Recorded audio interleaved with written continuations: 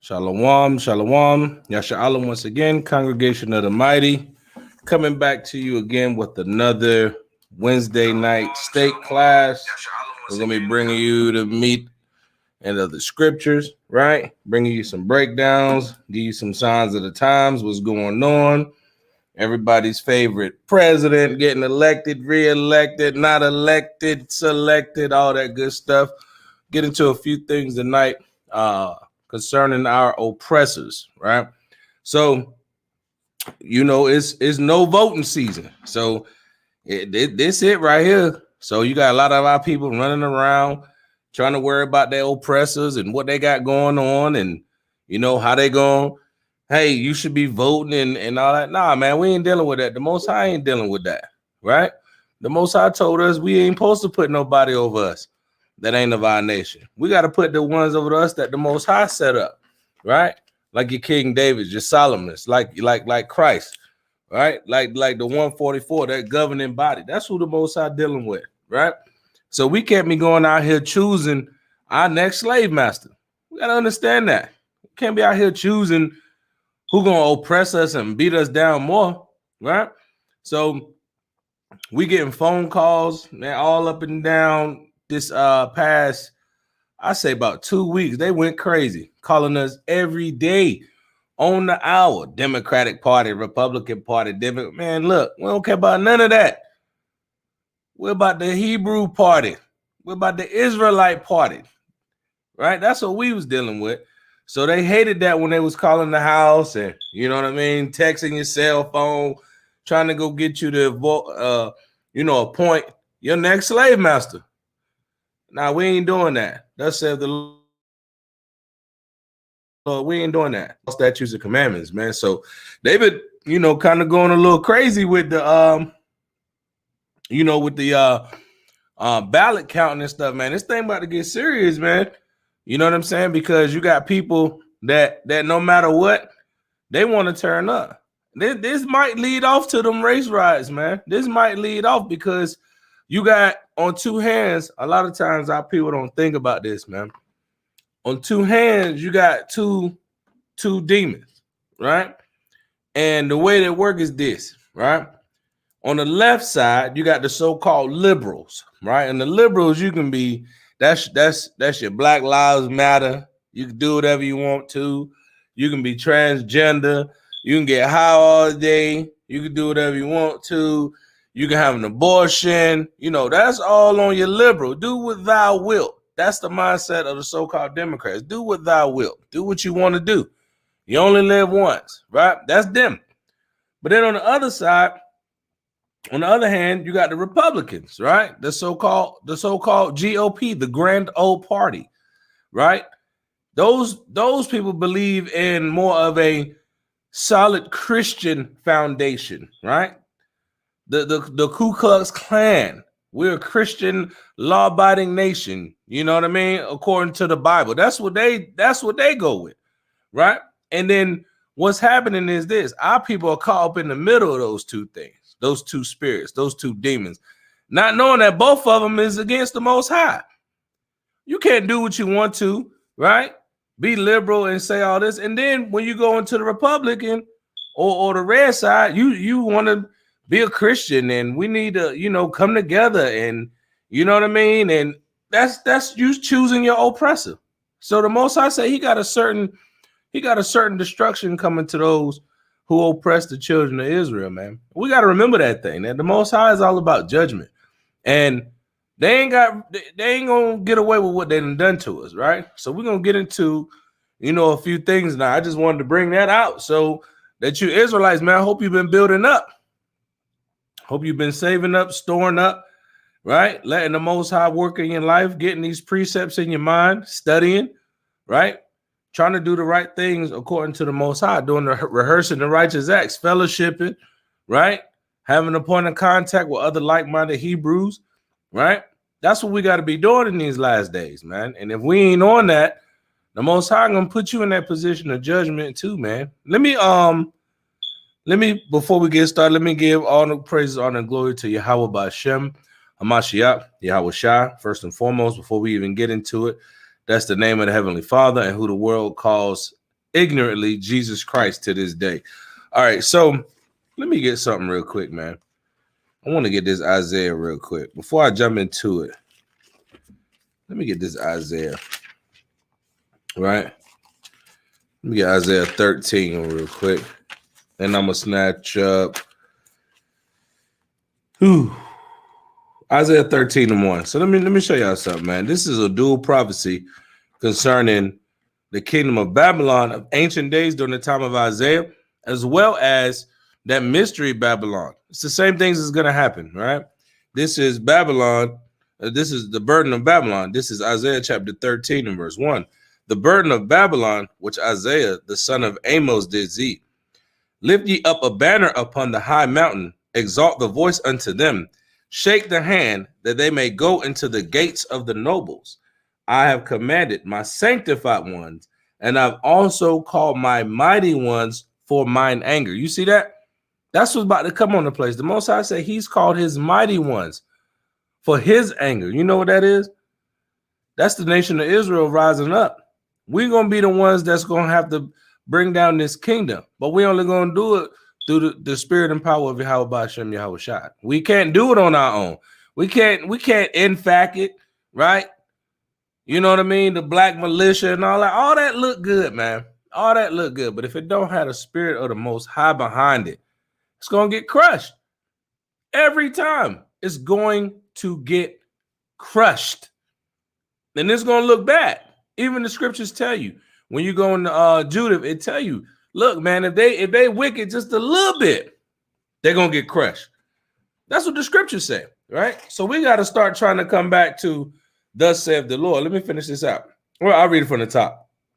Isaiah chapter 13 and verse 3. I've commanded my sanctified ones. I've also called my mighty ones for mine anger, even them that rejoice in my highness, right? The noise of a multitude in the mountains, like as of a great people. So like a tumultuous noise of the kingdoms of nations gathered together. The Lord of hosts musters the host of the battle. He's the Lord of hosts. He's the Lord of wars. That's what he's good at. He's good at whipping ass. We got to understand that thing. The Most High ain't playing, man. In these last days, the Most High is not playing. He about to turn this thing up. Civil unrest is coming to the shores of America, right? Civil unrest is coming to the shores of America. We got to make sure that we understand that thing, man. You know what I'm saying? Salaki. Hey, Shalom, King. Shalom. Shalom. No, I was just getting into how we got to understand the signs of the times that we in, man. That's right, Art. I was watching earlier today, man. You know, they was counting the votes up in Michigan, right? Right. You know, some Trump supporters and then some other Democrats, man. They all ran up in the building, try to break the joint down. Somebody they want to supervise how they counting the ballots and all that. The police was out there. You know what I mean? Pushing people back. You got the black lady. She the supervisor. She in the front yelling at people to get back. It's COVID. They still ain't forgot about that. It still plagues in the earth. You see what I'm saying? Man, they don't care about that. Gonna get turned up, bro. This thing about to get turned up because it's gonna be a lose-lose situation. If Donald Trump just so miraculously pulled this thing off, guess what? Those liberals on the left, guess what they're gonna say? Them Democrats, he cheated. That's right. They going to the streets. That's right, Art. Right? They going to the streets. You best believe it. They going to the streets, and there's gonna be riots. They already boarding up businesses and everything all across the country, not in just small cities. It's all across the country. Then watch this. Let's say Joe Biden win. You know them Trump folk coming out. They cheated. They didn't want him to be president. And guess who in the middle of that? You simple Negroes talking about no justice, no peace, Black Lives Matter. We all need to go vote. We need an economic plan. Your ass is going to get caught up right in the middle of that. You're going to get caught right up in the middle of that, being a damn good-ass coon trying to vote for your oppressor. Hey, Salaki, let me get honor to Yahawashi. I was shy, man, before we even start, man. All praise to Yahawashi. I was shy. Salaki for coming in a little late. Are you good? Also, man, I want to, give thanks to the brothers and sisters that's watching, watching us on YouTube and getting some edification, man. But, brother. The water. But that's what it's all about. See, people think we get a bad name because we try to tell our people that they can't be caught up in the midst of this foolishness, man. We had mamas calling us, grandmas calling us. Did you go vote? Mm-hmm. Hell no, we ain't go vote. You lost your mind. No, you shouldn't have went down there and voted either. That's right. How the slave vote gonna count? Y'all don't know what's going on, man. They out here wilding. And when all this hit the fan, what they think gonna happen? Oh, I'm gonna stay indoors or I'm gonna just chill. Nah, man, they gonna bring this to you, man. Right. You know what I'm saying? You seen what was it over the weekend? Them mothers was shutting down bridges. I'm talking about in like big cities, New York, Chicago, Los Angeles, Dallas.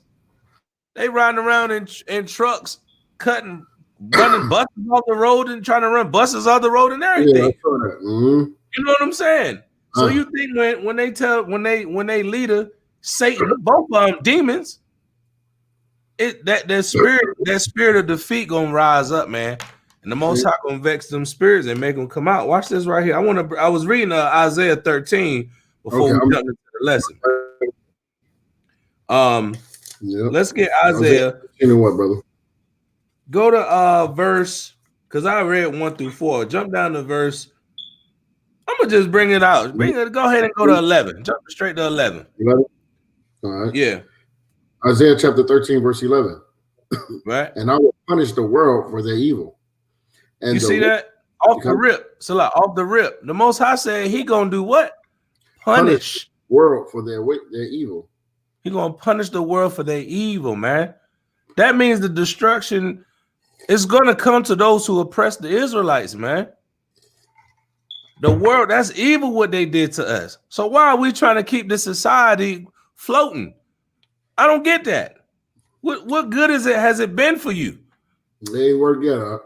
It ain't worked yet. The American experiment of the white man ruling over the Negro has not worked. That's right. So why are we trying to prolong it, screaming God bless America and trust in democracy and every vote count? I seen a plane fly over my house today that say, make sure you count every vote. One of them old low to the ground, big sign. So you know the banner had to be about 300-400 feet long.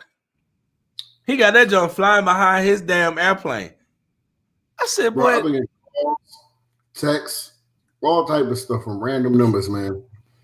Telling me I had the whole stuff, man.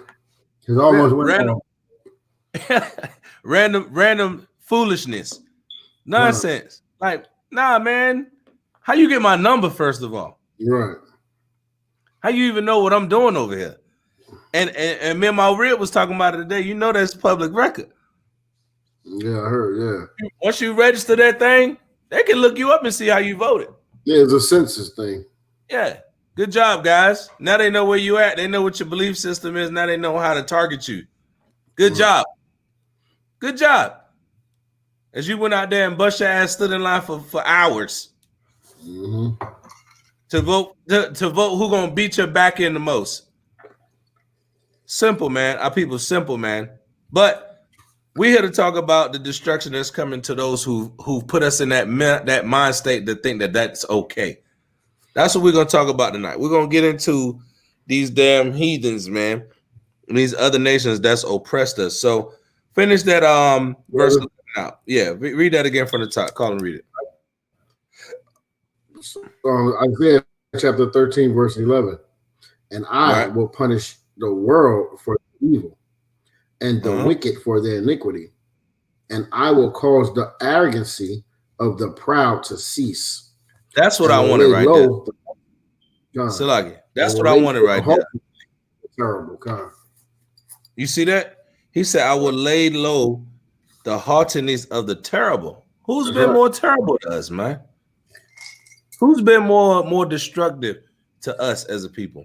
Who's downtrodden and beating us down more than any other people? The same people that you're trying to vote for and trying to wishfully think that they're gonna help you out. You're trying to wishfully think that they're gonna help you out and they're gonna be the main ones that's gonna keep you out. You forgot that you voting for Joe Biden and Kamala Harris because that's what most Negroes gonna go with. Right. It's a couple of other ones that's gonna call the other ones the Trump. They're gonna call them coons anyway. But the ones that think they're gonna trust in Joe Biden because he better than Trump, well, you better know where that daggone mandatory minimums came from. You better know who you putting over you. That's why the Most High said, "Don't do it." What they do is our people, man. We all follow each other, and they know this. That's how they play on us like that, right?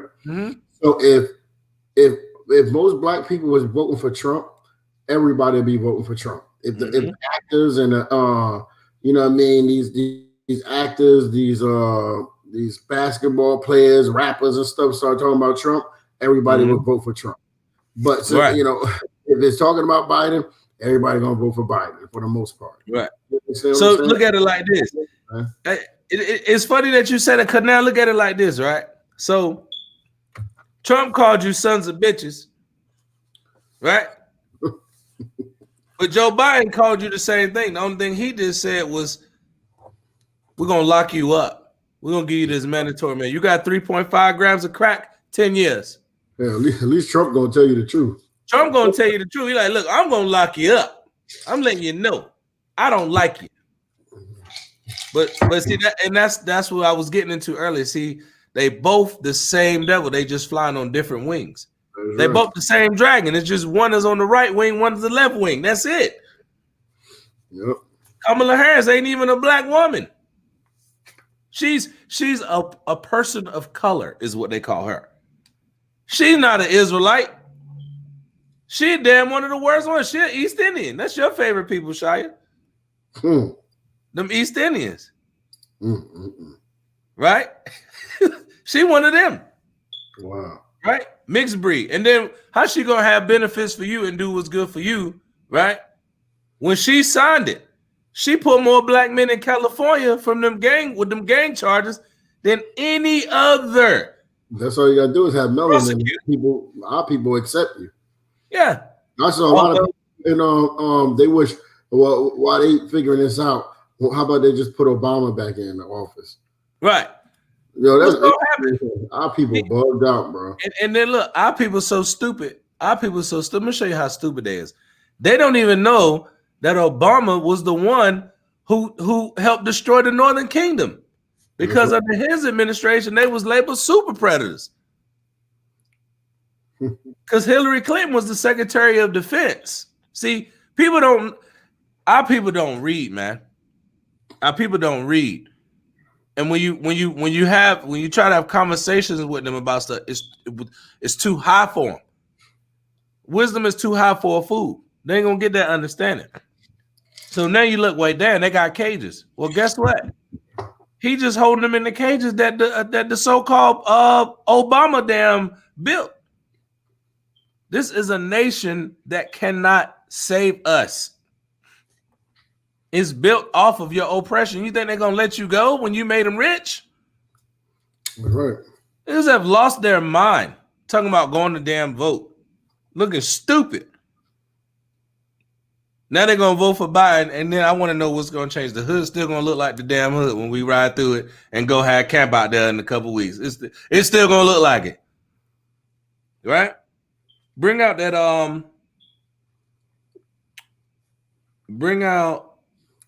verse 13. Jump down to verse 13. Isaiah 13, verse 13. Mm-hmm. Therefore, I will shake the heavens, and the earth shall remove out of its place, out of her place, in the wrath of Yahweh of hosts, and in the day of his fierce anger. Go ahead. And it shall be as a chase roe. Now, this is what I wanted right here. It shall be as the chase roe. Will you chase that deer? And he bobbing and weaving, he cutting through the woods, he hitting the branches on you, and you still behind him. The back leg be popping, bullet, bang, bang, bang, bing, bing, bing, bing, firing off on the hammy, right? Yeah. All right. And as a sheep that no man taketh up. You see that? These other nations, these heathens, the 2/3 gonna be like a sheep that no man protected. That's right. No protection because the wrath of the Most High gonna be upon this place. Go ahead. Yep.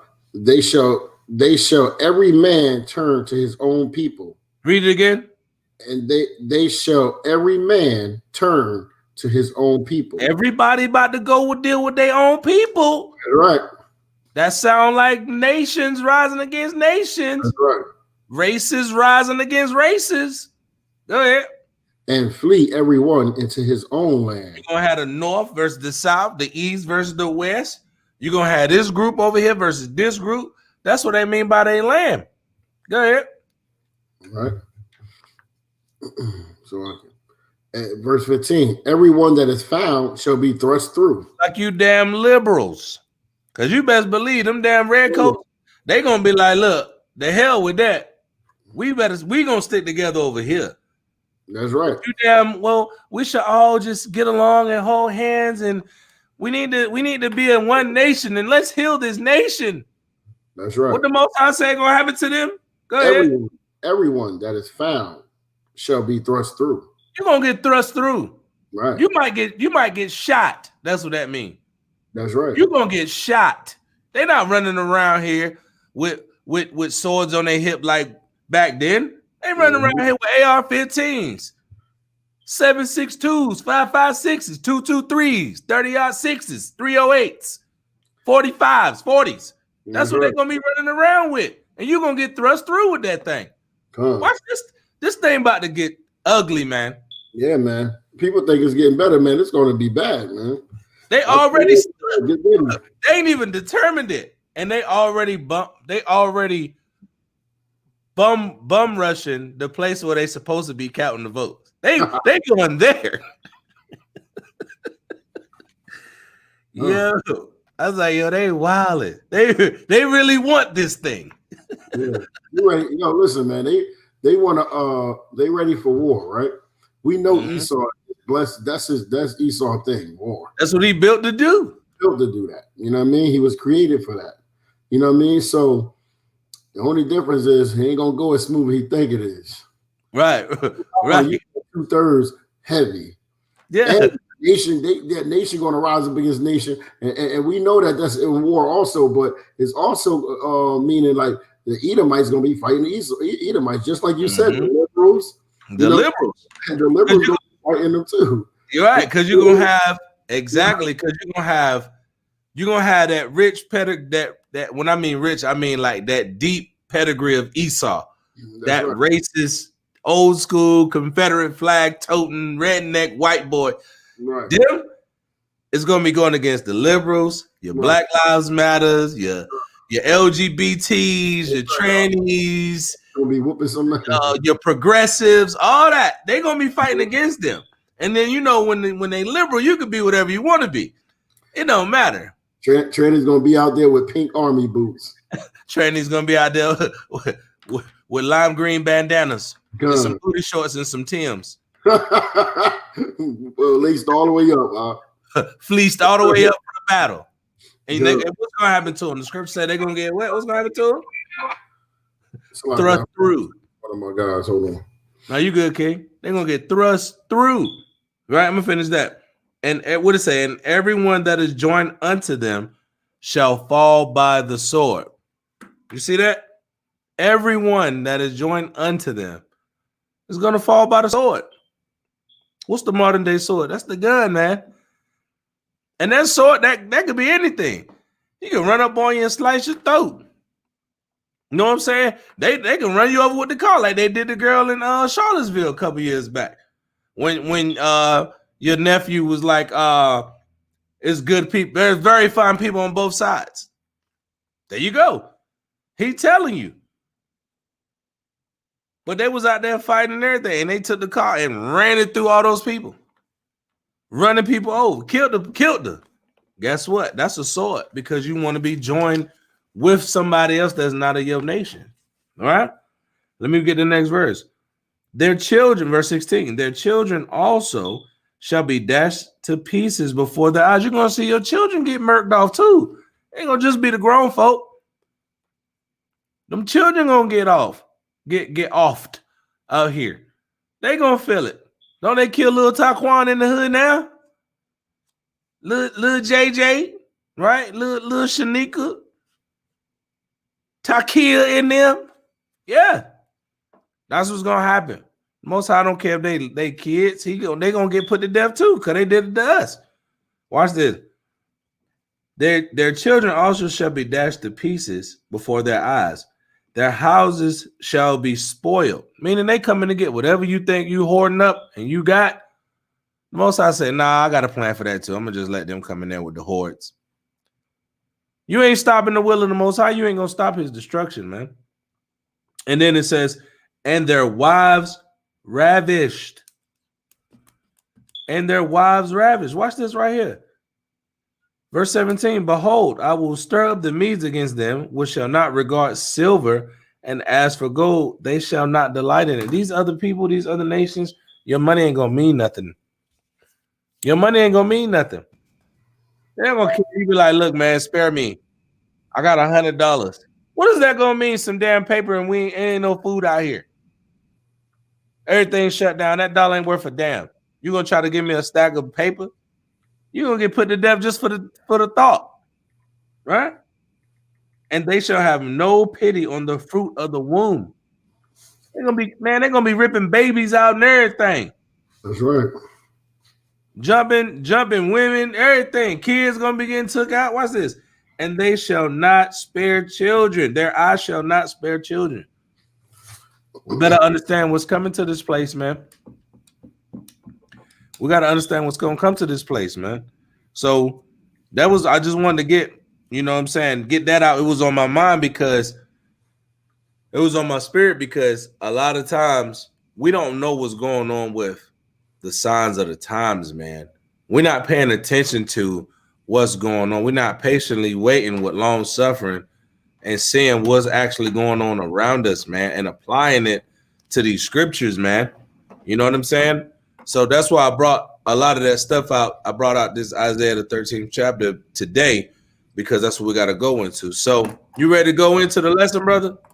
Yeah, man. All right, let's get that Colossians 3:17. Let's start. I might have to put mute it in a minute because my guys, I'm trying to get my hotel for my guys, man. There's always something. Oh, no, you go ahead. If you need to jump out, I can rock it out. No, I'm hit me back. We good.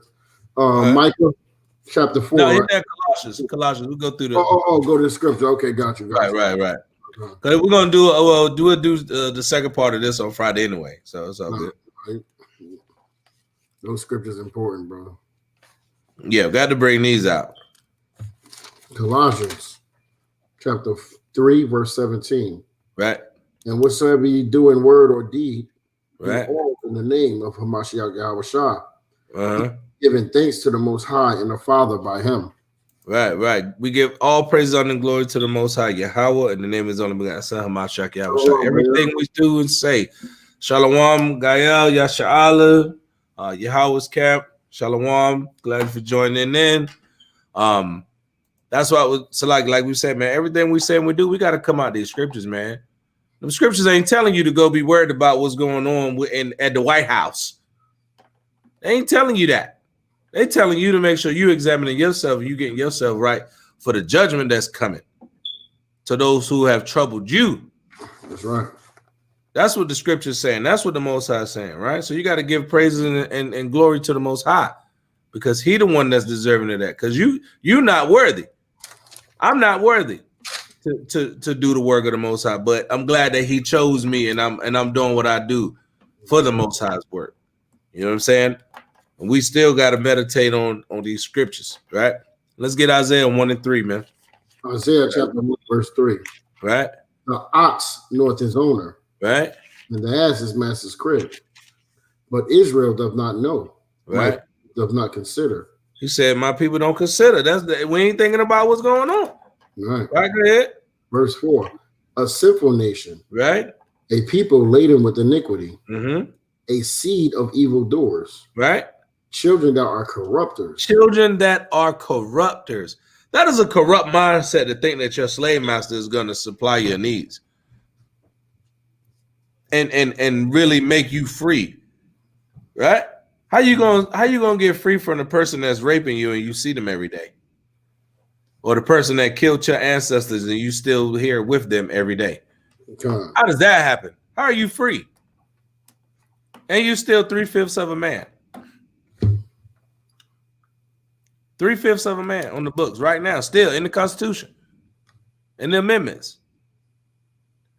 Everything is made to be deceptive to you. That's why we're going to get into this tonight, because they got to pay for that thing, right? It was made to deceive you into thinking that, oh, we free now, everything is all good. Okay, well, we're going to see, all right? Go ahead, finish that out. They have provoked the Holy One of Israel to anger. Uh-huh. They are all going away backward. And that's the problem. We are all gone away backwards. No, they have forsaken the Lord. We did what? They forsaken Yahweh. See, the Most High said, look, you can't be going out here doing the things that you think is right. Right. You got to do what He said. Go ahead, King.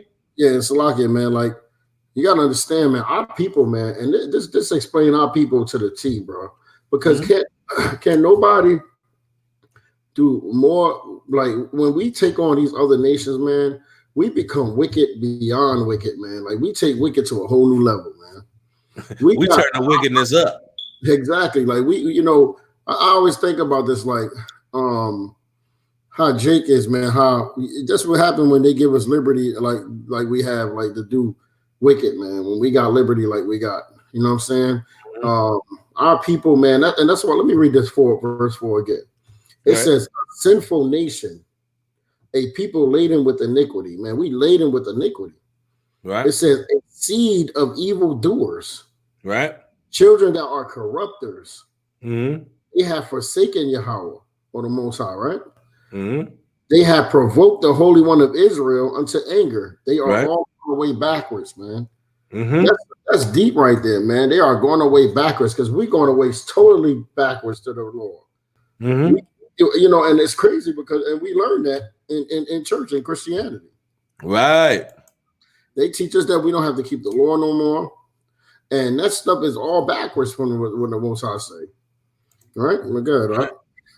Shalom, Yeshu. Shalom, shalom. Yahawashi, Yahawashi. That's you. No, he can't stay out. Come on, brother. Just come in. Yeah. Shoot gonna be on the chat for about 10 minutes. He got some presets, man. It's all good. Shalom, King. So yeah, and like you said, they have gone away backwards. That's all we do. We know how to do it. Why we go away backwards? Let's get that Hosea 4:6. Mm-hmm. Let's snatch that up real quick.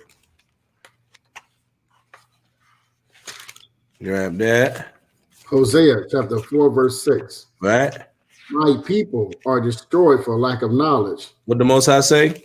My people are destroyed for lack of knowledge. Right. Because thou hast rejected knowledge, mm-hmm. I also reject thee. Mm-hmm. That thou shalt be no priest to me. Watch this. And thou hast forgotten the law. We did what? We've forgotten the law of our power. We've forgotten the law. That's how we go away backwards. That's how we stay in sin. That's why we think Joe Biden gonna help you. That's right. Hey, look, I'm gonna tell you what's funny, man. I'm gonna tell you what's funny. This cracked me up, man. Our people trust in people that's not no people, man. Like, you got the president of the United States, right? Being a damn dumbass. Like, everybody knows this guy's a total doucher, right? Like, there's no question about that, right? This dude is calling people names like Nervous Nancy, and now people vote for him. Chubby Chuck. Well, that's right. Shifty Shift, Sleepy Joe. He's calling them names like we in elementary school out here. I got a precept for what you said too, bro. You know what I'm saying? Go ahead. But I just thought about that. Like, our people stupid, man. Yeah, it's crazy.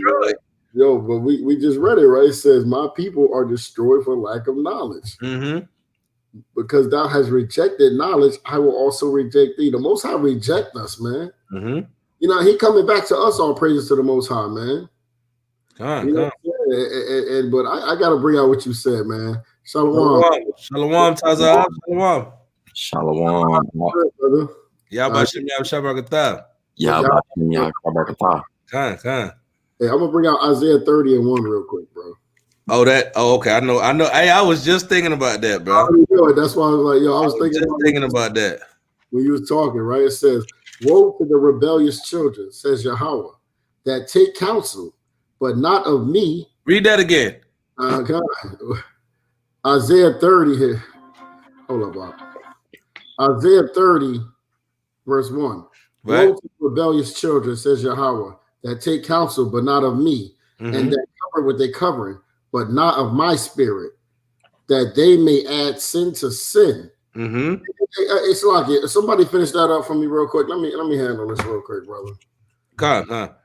I'll read it again.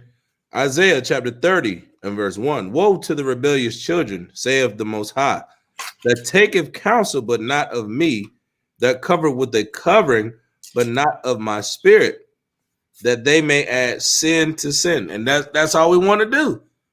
How can I get that next package, right? How can I get that next that next hit of the new wave of blast that old boy got, right? How can I get them things? Where the party at? What's popping tonight, right? That's all our people know how to do, right? And we trust in a covering, right? We think our Democratic affiliations and our Republican affiliations, our sororities, fraternities, all that stuff that we caught up in is contrary to the Most High. He told us not to deal with them things, right? Watch this, verse 2. That walk to go down into Egypt and have not asked at my mouth, to strengthen themselves in the strength of Pharaoh and to trust in the shadow of Egypt. That's twofold. That means you trusting in a government that's oppressing you. And you see how good they living. And you think that, oh, well, they got all the money and everything is nice and they chilling, man. They must be having fun. They got boats and, you know, they got the nice Chanels and the Louis. It's all good. And you want to live like that, not knowing that that's totally wicked and contrary to the Most High. We got to understand the decisions that we be making, man, as a people, man. Watch this right here. I'm going to jump over to verse 31. This is another one. I'm going to jump to Isaiah 31:1.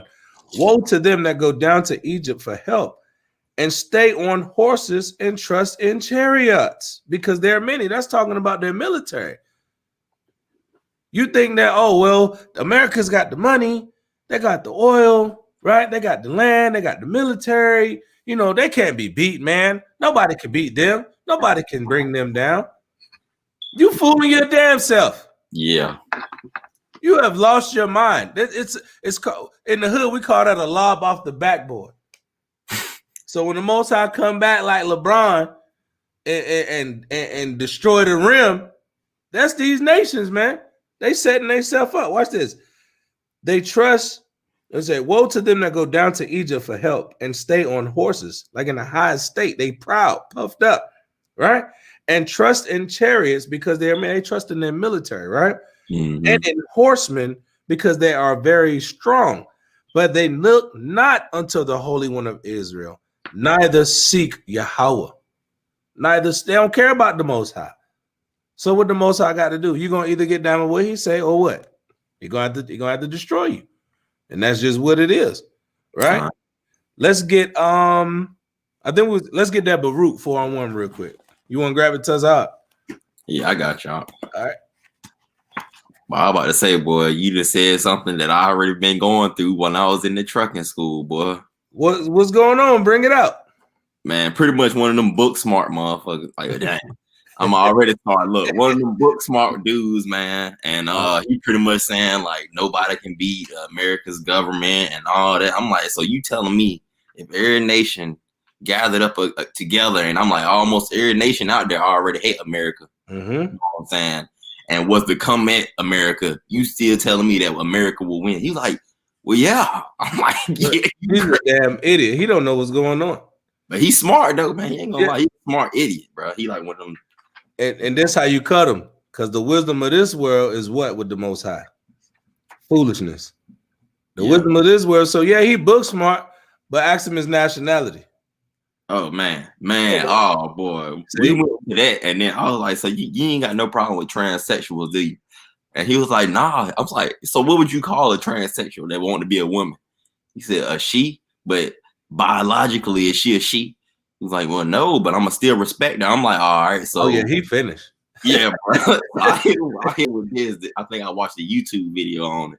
Yeah, he finished. I had said so. I was like, all right, so if I'm a white lesbian and I want to be considered a girl, you gonna call me a girl? He was like, man, no, that's unreasonable. he said that's unreasonable, man. So you want to, if you're a white girl but wanted to be a black man? Yeah, I'm like, you crazy, bro. Here? Yeah, you and all your thoughts need to get put to death. You tripping. He said you on this top, you on this level of just but unreasonableness, man. You just unreasonable, man. And see, look, but you saying something heavy though, brother, because they hate the fact that our laws keep us in a certain way we walk and how we think about things. Yeah, like we know that that's wrong. Like it ain't even nothing to think about. But because he's probably a liberal, You can do whatever you want to. He is. See? Yeah. You can do whatever you want to. You're good to go. And that's contrary to the Most High. But right before y'all got on, I kind of expounded on that a little bit at the beginning of the video. How the difference is between like the Republican, Democrat, being conservative and liberal. Like they both have a certain mindset, but both of those mindsets and the spirit that come with them is contrary to the scriptures. Oh yeah, most definitely. But both of them say God loves everybody. So it don't make sense. How y'all both saying God loves everybody? One says you can't have an abortion. The other one says please have an abortion. But y'all saying God loves everybody, and y'all, you see what I'm saying? Their foundation is confusion. They gone backwards. That's why we're gonna get this Baruch 4 and 1. All right, I got just 4. This is Baruch chapter 4 and verse 1. Right. This is the book of the commandments of God, and the law that endureth forever. All they that keep it shall come to life. So when you was hitting them with the precepts, when you was talking to them, you was hitting them with life.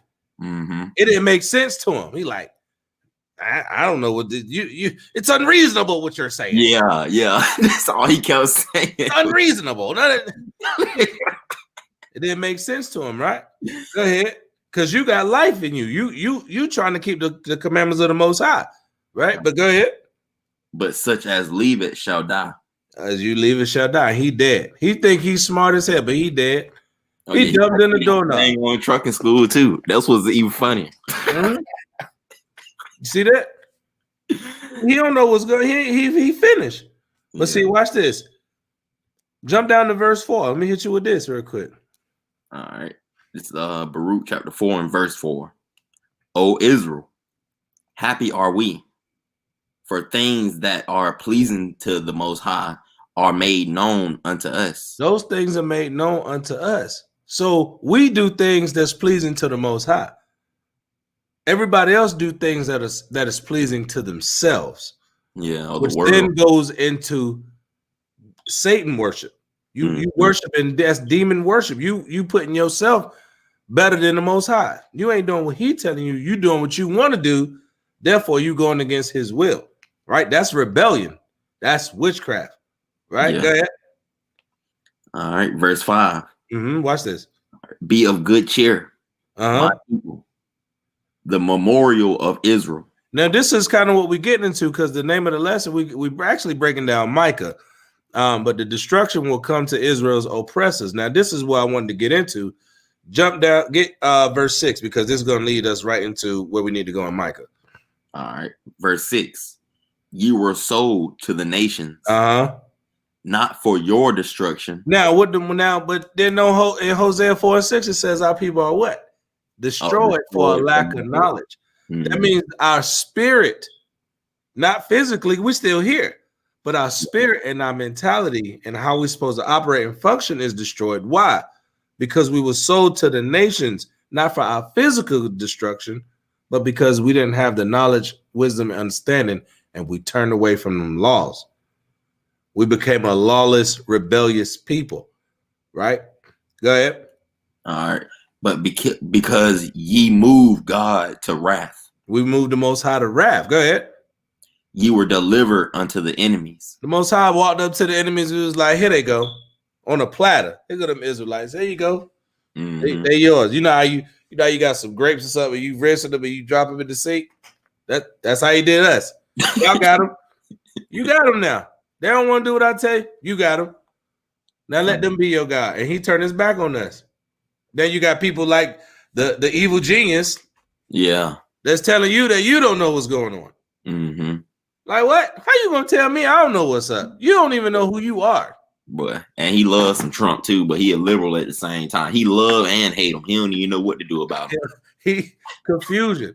And that's what happens with these other nations. When we try to do what these other nations do, it brings confusion into us because we don't know who we are as a people. Therefore, anything that any other nation says, we jump onto it headstrong. The brother Shai was just saying that. If 90% of black folk decided that Trump was that guy and he lifted up black folk would have broke the damn post for that dude. You know what I'm saying? That's just what it is. But he too brash. So they think they like, nah, he a Republican. But then you're gonna go to Sleepy Joe, who put all your fathers in prison. Yeah. See, we don't think like that. You know what I mean? Because we were sold to these nations. Get verse 7. All right. For ye provoked him that made you by sacrificing unto devils. And what I just say, when you go to these other nations and you start taking the wisdom and mindset of these heathens, you sacrificing unto who? Devils. Devils, man. Demons. Go ahead. And not to God. And not to the Most High. Get verse 8. All right. Verse 8. Ye have forgotten the everlasting God that brought you up. We forgot the Most High that brought us up. Right? Go ahead.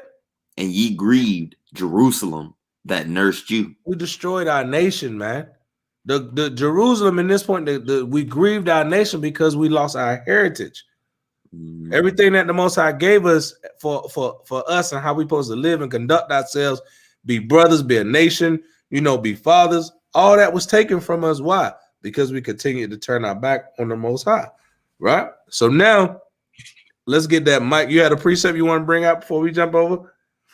Oh, no, I'm good. All right, let's get that Micah 2 and 1, because that's what this come back. I was reading into this Micah, and it's all about this matches up perfectly with what's going on with our people right now. But we don't see why we're in these situations. We don't think about these things, man. Let's get that Micah chapter 2, verse 1. It's a grand scheme of things, right? 2 verse 1. Right? Because we got oppressive leaders, man. We got people that lead us in wickedness, like these pastors. They oppress us too, man. Mm-hmm. We're gonna get into that too. It ain't just the so-called white man. Our own people oppress us because they see we easy targets. Yeah. Right? Go ahead. All right. This is Micah chapter 2 and verse 1. Right. You said verse 1, right? Yeah. Start at the top. Yep. All right. It says, woe to them that devise iniquity or devise iniquity and work evil upon their beds. Now, when it says devise iniquity and work evil upon their bed, that means they think about this thing. How we supposed to meditate on the scriptures and doing what's right and was righteous in the eyes of the Most High? Guess what they thinking about? The thoughts of Satan. Keeping us in sin. Keeping us in sin. You hit it right on the head. How we gonna keep these niggas acting stupid out here? How we gonna keep these niggas voting? How we gonna keep these Negroes with their pants all the way down to their damn ankles in public? How we gonna keep the daughters of Zion twerking with burned up edges? Keep it a buck, right? Yeah. How we need to keep them doing that. They made it right, even in the church, really. Right. And then after all that's said and done, after we destroy them for the week, we're gonna rock them right back to sleep with a good Sunday service. And then while you're at it, I'm gonna let the pastor oppress you for your tithes and offerings. Pastor gonna oppress you for your tithes and your offerings. See what I'm saying? Shai, you back with us? I don't know if is he back. I'm just waiting to take care of this real quick. Oh no, you good. You good. I just want to make sure you want. Hey, you like you was laughing. Holding some precepts here. I ain't know. It's all good. Right. I'm listening. He said they devise iniquity and work evil upon their beds. That's all they thinking about, man. How to keep you in an oppressed and docile state of mind. Right? Go ahead. All right. When the morning is light or lit, they practice it. They practice it. So everything they thought about that night, how to keep you Negroes and Hispanics, Latinos, Native Indians, how can we keep them on the reservation? I need to find a way. You know what? I think I'll sell them tobacco in Dutchess for 99 cents. That'll keep them high. That'll keep them high. Wait, well, they kind of can handle the coke. Let's give them some crack. And then when we give them the crack, we'll hire Sleepy Joe over here and Kamala to give them mandatory minimums to destroy you even more. Now their son doesn't have a father. And guess what? In 20 years, he's going to vote for him. Mm-hmm. Our people are finished because they don't know what the hell is going on. Exactly. You see what I'm saying? They do not know what's going on. Right? Yeah. Let me get this real quick. Go ahead. What'd you say, King? No, I was about to say, all I was saying was they think they know everything going on, but they so into the world that they can't realize what's really going on. Mm-hmm. The Most High put them blinders on them. Mm-hmm. The Most High had to put a lot. He got blinders on people. Like no matter how you hit them with the scriptures, no matter how you precept it, link it, it just Romans, ain't it? Yeah, it's just an obstacle for them. It's just an obstacle for them. Let me while we here, let's get Psalms 35 and let's get verses 19, 20. Yeah. Psalms 35, verse 19 and 20.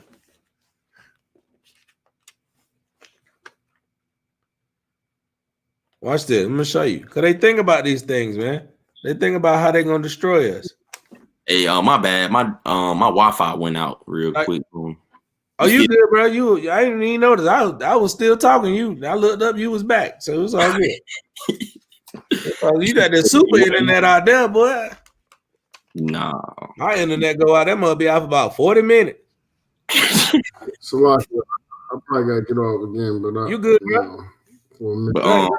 Go ahead, verse 19. Psalms I ain't even hear you, bro. Like I ain't even heard. Okay. Psalms 35, verse 19. Psalms 35 and 19. Yeah, this just let me backing off that Micah 2 and 1, how they devise iniquity and what be really in their mind, and how they set you up. They rock you to sleep. Right. See, we gotta see how they really do things, man. They whole premise is to be deceptive.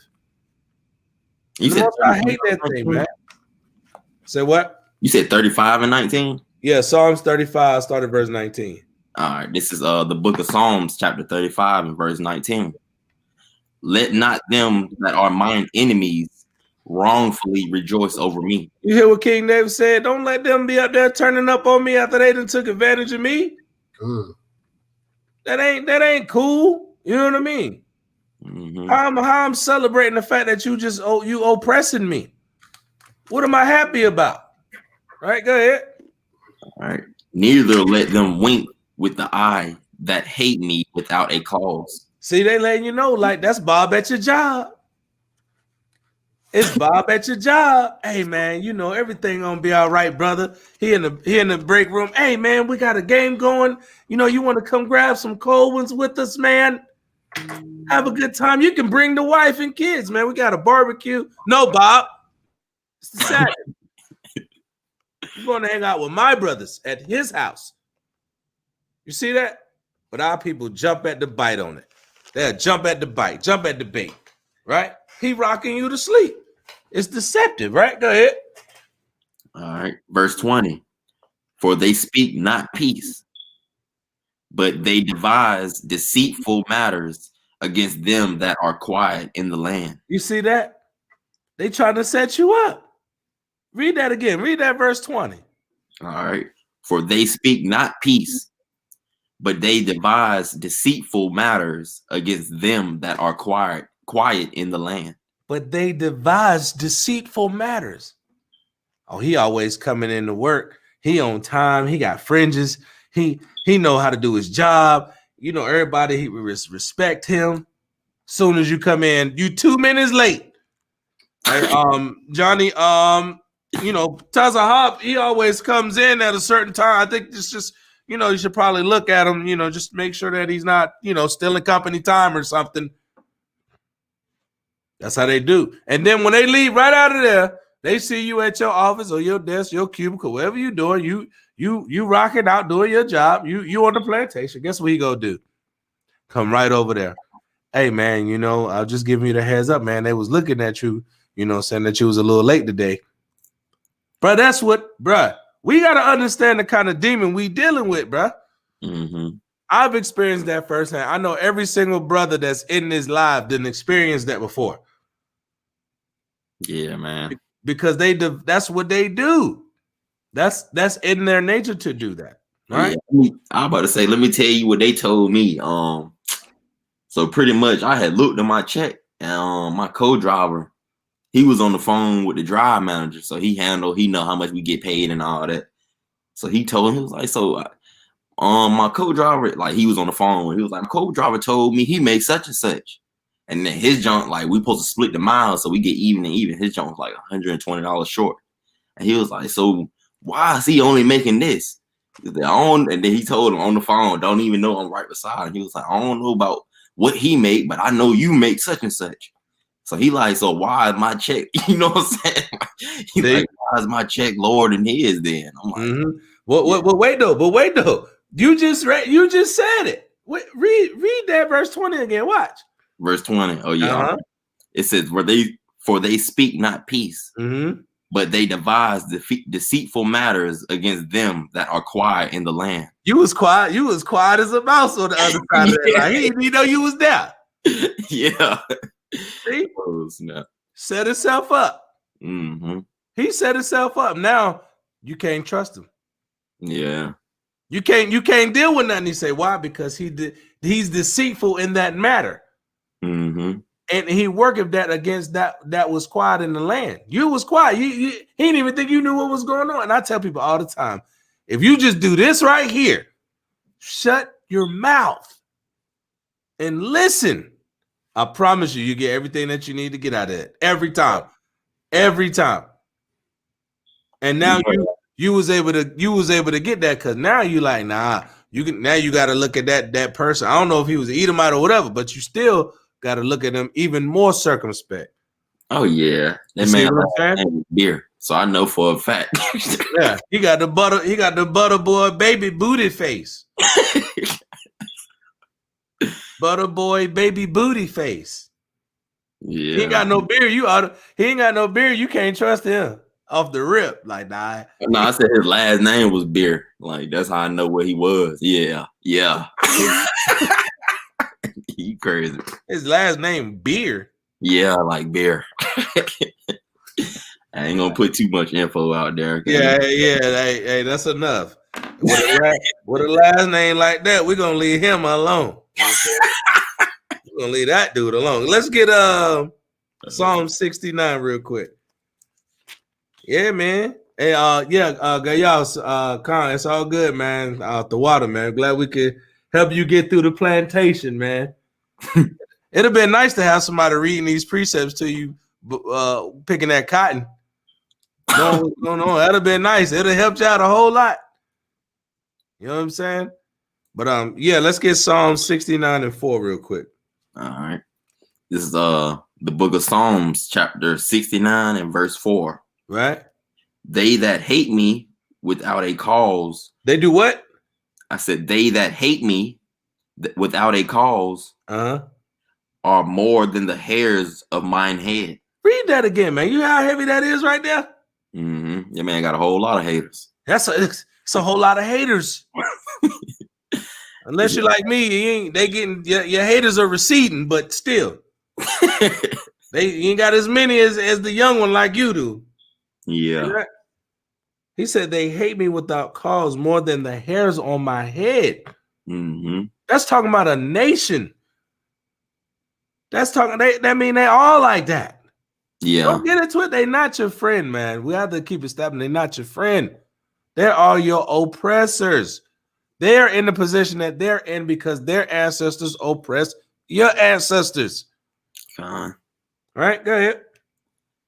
Oh, you want me to start from the top? Yeah, read it from the top and just go down. All right. They that hate me without a cause are more than the hairs of mine head. They that would destroy me, being mine enemies wrongfully, are mighty. Hold up, we got to read that. Read that part again. From they that would destroy me.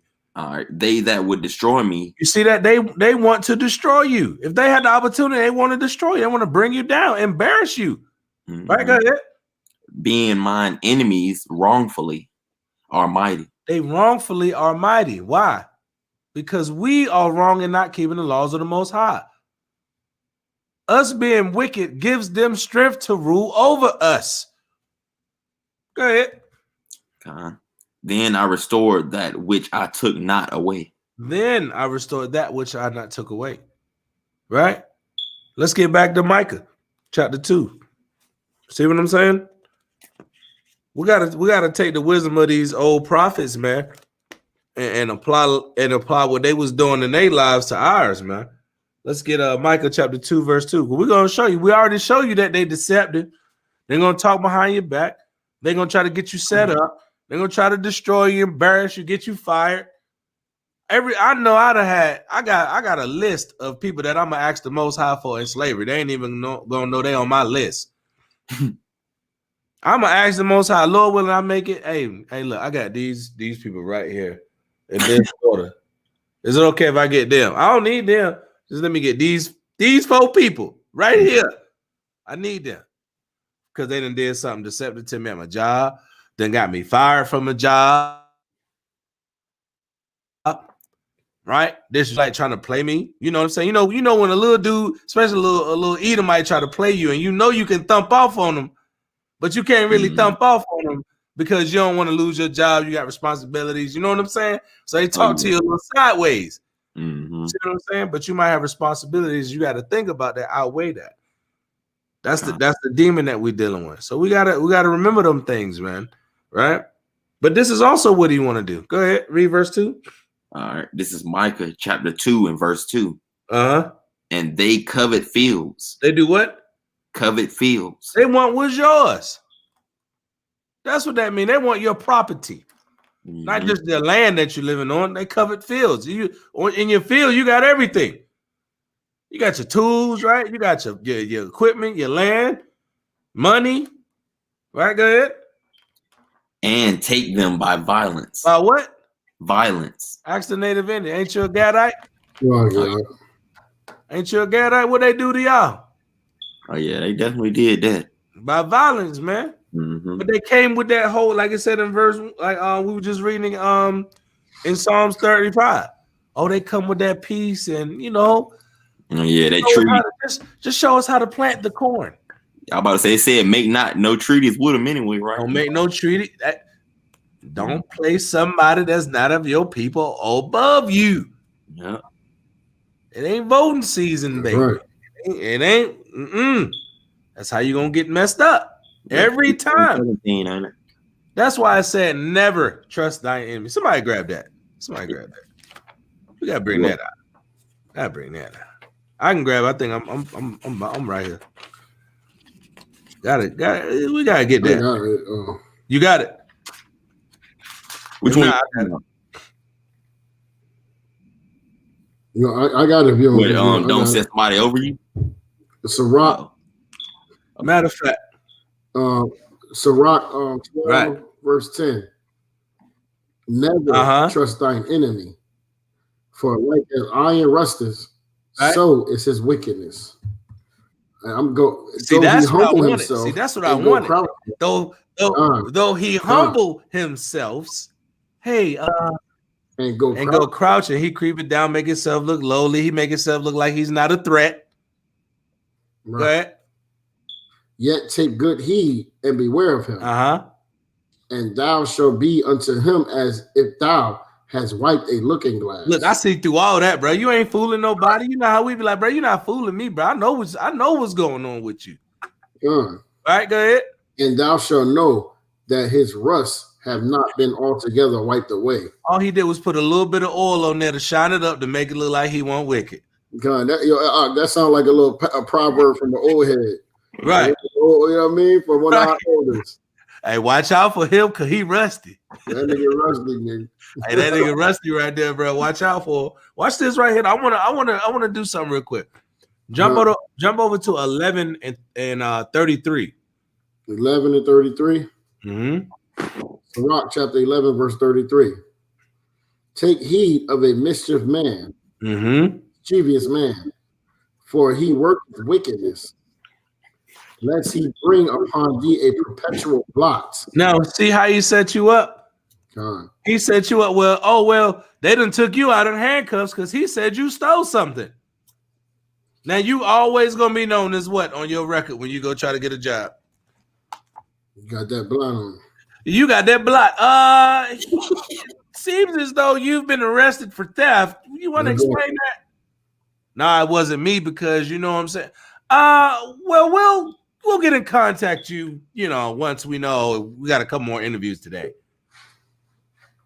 I gotta understand what we gotta understand the type of person we deal with. They trying to set you up. And that's those that are these heathen nations, and that's those that's in the truth. Right? I will read this other 34 too. Go ahead, King. Yeah, you know what I mean? Because this go to our native brothers, right? Receive a stranger into thy house, and he will disturb thee. And turn thee out of thine own. You see that? He gonna set you up and take your own crib. Let me see. I got somebody in it. Hold on. Hey, shalom, brother. Shalom. Oh, what's going on, King? What's going on? Can you hear me? Shalom. Oh, you look like you driving. Yeah. I'm on my way back to the city, but I said let me tap in right quick before I get on this highway. Con. Yeah, we talking about your local neighborhood, Bobby Boucher and them. Bob the Builder. Bob the Builder. Yeah, Bob the Builder and them. Boucher, Mr. Boucher from across the street. Yeah, they gonna try to set you up.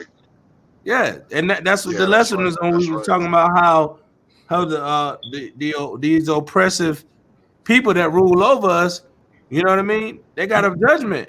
They got a payment coming to them. So right now we just laying out their characteristics, how they get down at the job, how they try to set you up where you live, try to take your crib. Read that. You was at 34, right? Sirach 11 and 34, right? Yeah. Bring that out again, because this is exactly what happened to the Gadites. Sirach chapter 11, Sirach or Ecclesiasticus chapter 11, verse 34. Right. Receive a stranger into thine house, and he will disturb thee, and turn thee out of thine own. See that? When you bring that stranger, that heathen into your area, you invite him to come in, right? He hit you with them smooth, buttery words. Them softer than oil, you know, right? And then what he gonna do? Set you up. He gonna set you up every time. That's why the scriptures say never trust, never. That's right.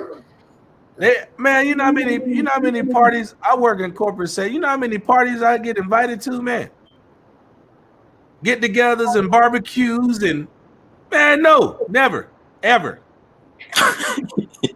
You want to come to the no? We having a Christmas? No. I plan on working on those days because it's double time and a half. Let me get that. That's right. I want to work on them days. Yeah, what are you talking about? You want to work? You want to work on Christmas? Absolutely. Christmas Eve, the day after, all the way through the New Year's. New Year's. Let me get all that. Thanksgiving, Black Friday. Yep, I'm there. Everything. 4th of July's, everything. Crazy. Right. And then you know what though? I'll hit them with that. Yeah, just let me get my Sabbath off. I can work Sundays too. That blow their mind. Oh my God, you want to work Saturday, Sundays, and you can work the holidays? You got the job, but you ain't gonna get that job if you didn't let your enemy put a blot on your name. That's right. You ain't gonna get that if you didn't already invited the enemy in and they didn't destroy your name or stolen what was yours. God. It's the setup. We got to understand that their whole device is to set us up. Barak, go back to Micah chapter 2 and verse 2. Do y'all have another precept you want to bring out, King, before we jump back over? You know what? Let's go into that because I was about to go to something else, but we good. All right. Get that Micah chapter 2 and 2. Watch this right here. I want that from the top again. I might bring it out with it. I'll let it rock. Get Shia, get that Isaiah. I think Tazahab jumped out real quick. Well, you got it? You still holding that Micah? Yeah, I'm in Micah 2. Yeah, go ahead, bring it up. Micah 2 and 2? Yeah. And they will covet fields and take them by violence. Right. And houses and take them away. Right. So they oppress a man and they his do house. what? They oppress a Oppressor, man. Uh-huh. Even a man and his heritage. Now watch this right here. Get Isaiah chapter 5, verse 8. Salakia, Ox, I'll be right back. Now you good, King? Isaiah 5 and 8. Right. Isaiah chapter 5, verse 8. Uh-huh. All right. Isaiah chapter 5, verse 8 says, woe unto them that join house to house, Mm-hmm. that lay field to field, Right. till there be no place. To what? Till there be no place. So that means not only gonna take it, they're gonna keep building on it and take what's not theirs for somebody else. That's right. Go ahead. That they may be placed alone in the midst of the earth. See that? They want to keep taking and taking and taking. Why? Because they want to be above everybody. That's right. They want to be above everybody. Let me go ahead and oppress this dude, set him up. I take his land. All right, now I'm gonna call it my cousin. We're gonna take the next dude land. We're gonna come over here and conquer that. That's all they did everywhere where they went on the earth. In Sirach 12, I want to bring this out real quick, right? Okay. Because you know what you were saying, like, you know, we got to be careful who we do good to, right? Mm-hmm. And of course, it goes both ways right here. Our people too, you know what I'm saying? Right. But I'm gonna bring this up. Ecclesiasticus or Sirach 12 and 1, it says, when thou wilt do good, know to whom thou doest it. So shall thou be thanked for thy benefits. Right? It says, do good to the godly man. Right. And thou shalt find recompense, and if not for him, yet for the Most High. But you know, we getting into that. But the Most High tell us to do good for the godly man. We know that they're not godly men, right? It says there can no good come from him that is always occupied in evil. There can no good. God, He's no good. No arms, right? So we know they're the water of wickedness. They are the evil. Right. You understand what I'm saying? But what the scripture say, evil multiplied when they came on, when they were starting, when they was in rulership, right? So we know that we can't trust them. You know what I'm saying? And at all. And this basically talking about the people are our people here, right? You know what I'm saying? But we gotta also take in consideration them. You know what I'm saying? We can't. The Most High tell us, you know what I mean, not to deal with them anyway. You know what I'm saying? Yeah. Crazy, man. That's beautiful, because what you said is what's coming out is so heavy, because brothers got to really see. Israel got to really see what's going on with our enemy and our oppressor, and we got to understand that we in this thing alone as a nation, right? We're not in this thing alone. Like, I'm gonna do my own thing. This brother gonna do his own thing. He gonna do his own thing. No, the Most High is dealing with the nation, but we have to separate our nation from these heathens and their way of life and the way that they think about things and how their spirits move. Right? Look at give me you still in Sirach 12, right? Yeah, I'm here. Jump over to verse 16. This is gonna let me back everything we've been saying. Sirach 12, verse 16. Right? Says, an enemy speaketh sweetly with his lips. Right? But in his heart he imagineth how to throw thee into a pit. And that's both ways. That's the nations and of your own people. Right? The setup, the kiss of death. Right? I'm what you say? I'm gonna rock him to sleep, and then when he sleep, I'm gonna rob him blind. Right? I'm gonna take everything from him. Right? Go ahead.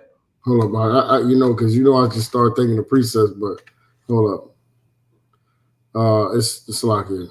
What was it? 16, right? Yeah, okay. 16. Yeah. And he will weep with his eyes, but if he find opportunity, he will not be satisfied with blood. Wow. You see that? He will not be satisfied with blood. See, he'll weep with his eyes, so it make you feel sorry for him. That's that rocking you to sleep. That's right. Make you feel sorry for him. Oh, he's a good guy, and don't worry about it, Doc. I forgive you, and everything good. As soon as your guard down, he won't be satisfied with blood. You better see how heavy that is right there, man. Understand that thing right there. I'm gonna bring out a quick precept. Oh, yeah, okay. Go to Psalms 28 and 3. Psalms 28:3. I'm here. All right.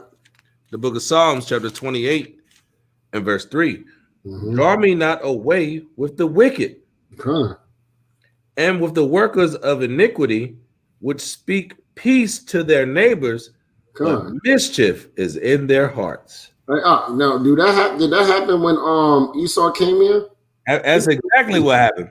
Right? That's exactly what happened. Mm-hmm. You want to expound more on that? Oh, you want to go down some more? Hold on. Let me go. Okay. Well, yeah, because that's what we're talking about. That's right. That's what we're talking about. See, the Most High set them up. He's setting you up to show you their characteristics and how they deal with things, right? But then he's going to show you the punishment that comes to them for what they're doing. They don't think they're going to get no punishment for that. And that's where they're messing up. So this is verse 4. That's right. Say that. Yep. Read verse 4. Wait, matter of fact, let me read that together. I got to read that together. Psalms 28, verse 3. Draw me not away with the wicked and with the workers of iniquity, which speak peace to their neighbors, but mischief is in their hearts. Verse 4. Give them according to their deeds and according to the wickedness of their endeavors. Give them after the work of their hands. Render to them their desert. Ooh, that's cold. See that? Let them get their just desserts. That's right, huh? Right? After you done got your fill and you done ate deliciously, now it's time for that dessert, but you ain't got no room. That's right. See that? Now the Most High got the stuff the dad going fried ice cream down your throat after you done crushed the buffet. Right? And you got to be able to handle that thing. See? That's for them wicked. And the Most High in the Psalm is saying, give them according to their deeds, according to their wickedness. That's always a payback. What you get out what you put in. That's right. So if that's all you've been doing, what do you think is coming to you? So what do you think is going to happen to those who put us in slavery and in bondage and chains? What do you think is coming to them? It's only fair. Right? Destruction is going to come to the oppressors of Israel. Yeah, right. Say what? Ain't nothing you're going to be able to do about it. So you might as well get, like I said, do some push-ups, hit the gym, right? Hit the shoulder shrugs. Quintana. At the Ephraimite brother. Shalom, King. Shalom. Kwam Yashala.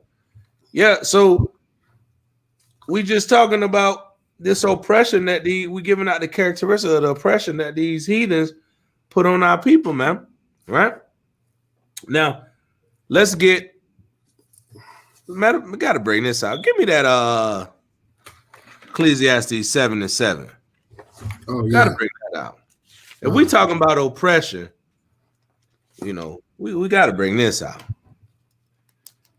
Right? And I'm going to show you, watch this. I'm going to show you something. See, the Most High been talking to us about this oppression thing and how these nations destroy us with oppression, but it's only given to us because we wicked. That's right. This is what Moses told the children of Israel, right? This what Christ was saying. It's the same things over and over. Jeremiah over and over, right? Give me that Ecclesiastes 7:7. Ecclesiastes 7, verse 7. Surely oppression maketh a wise man mad, and a gift destroyeth the heart. You see that? So it's two ways they get you. But at the end of the day, you never trust them. Oppression is one way that they get you. But then when they give you that gift to make it seem like they're not oppressing you. See that's the deception. Oh, well, we're going to give you a nice contract. You ain't going to talk bad about me. You know why? Because I'm your money pot. All right? I'm making sure you straight. You ain't going to talk bad about me. Right? Watch this right here. Get Exodus 23 and verse 8. Exodus 23, verse 8. Watch this right here. Now, see, And so in Ecclesiastes, it says, surely oppression make a wise man mad, but a gift. Exodus what? 23 and 8? Exodus 23, verse 8. Gotcha. In Ecclesiastes, it says, surely oppression make a wise man mad, and a gift destroyeth the heart, right? God. Watch what it say in this right here. Exodus 23 and verse 8. Exodus chapter 23, verse 8. Uh-huh. And thou shalt take no gift, for the gift blindeth the wise. You see that? A gift makes you second guess who's giving it to you. That's right. Go ahead. And perverteth the words of the righteous. And do what? Perverteth the words of the righteous. So when you think they coming at you and they like you, he's such a good guy, we want to offer you this, but we're going to need you to work every Saturday. We'll give you a $10,000 raise, but you got to work every Sabbath day. And, you know, you got to host all the functions on the feast, on our holidays or whatever, but we'll increase your pay. Yep. Hey, I got a precept too. Right? All right, read that 8 and 9. Read 8 and go to 9. Watch this right here. Also, thou shalt not oppress a stranger. Do what? You shall not oppress a stranger. You see that? You shall not oppress a stranger. You see that? Somebody that you don't oppress them, don't take advantage of them. That's what that means. Oh no, don't take advantage of them.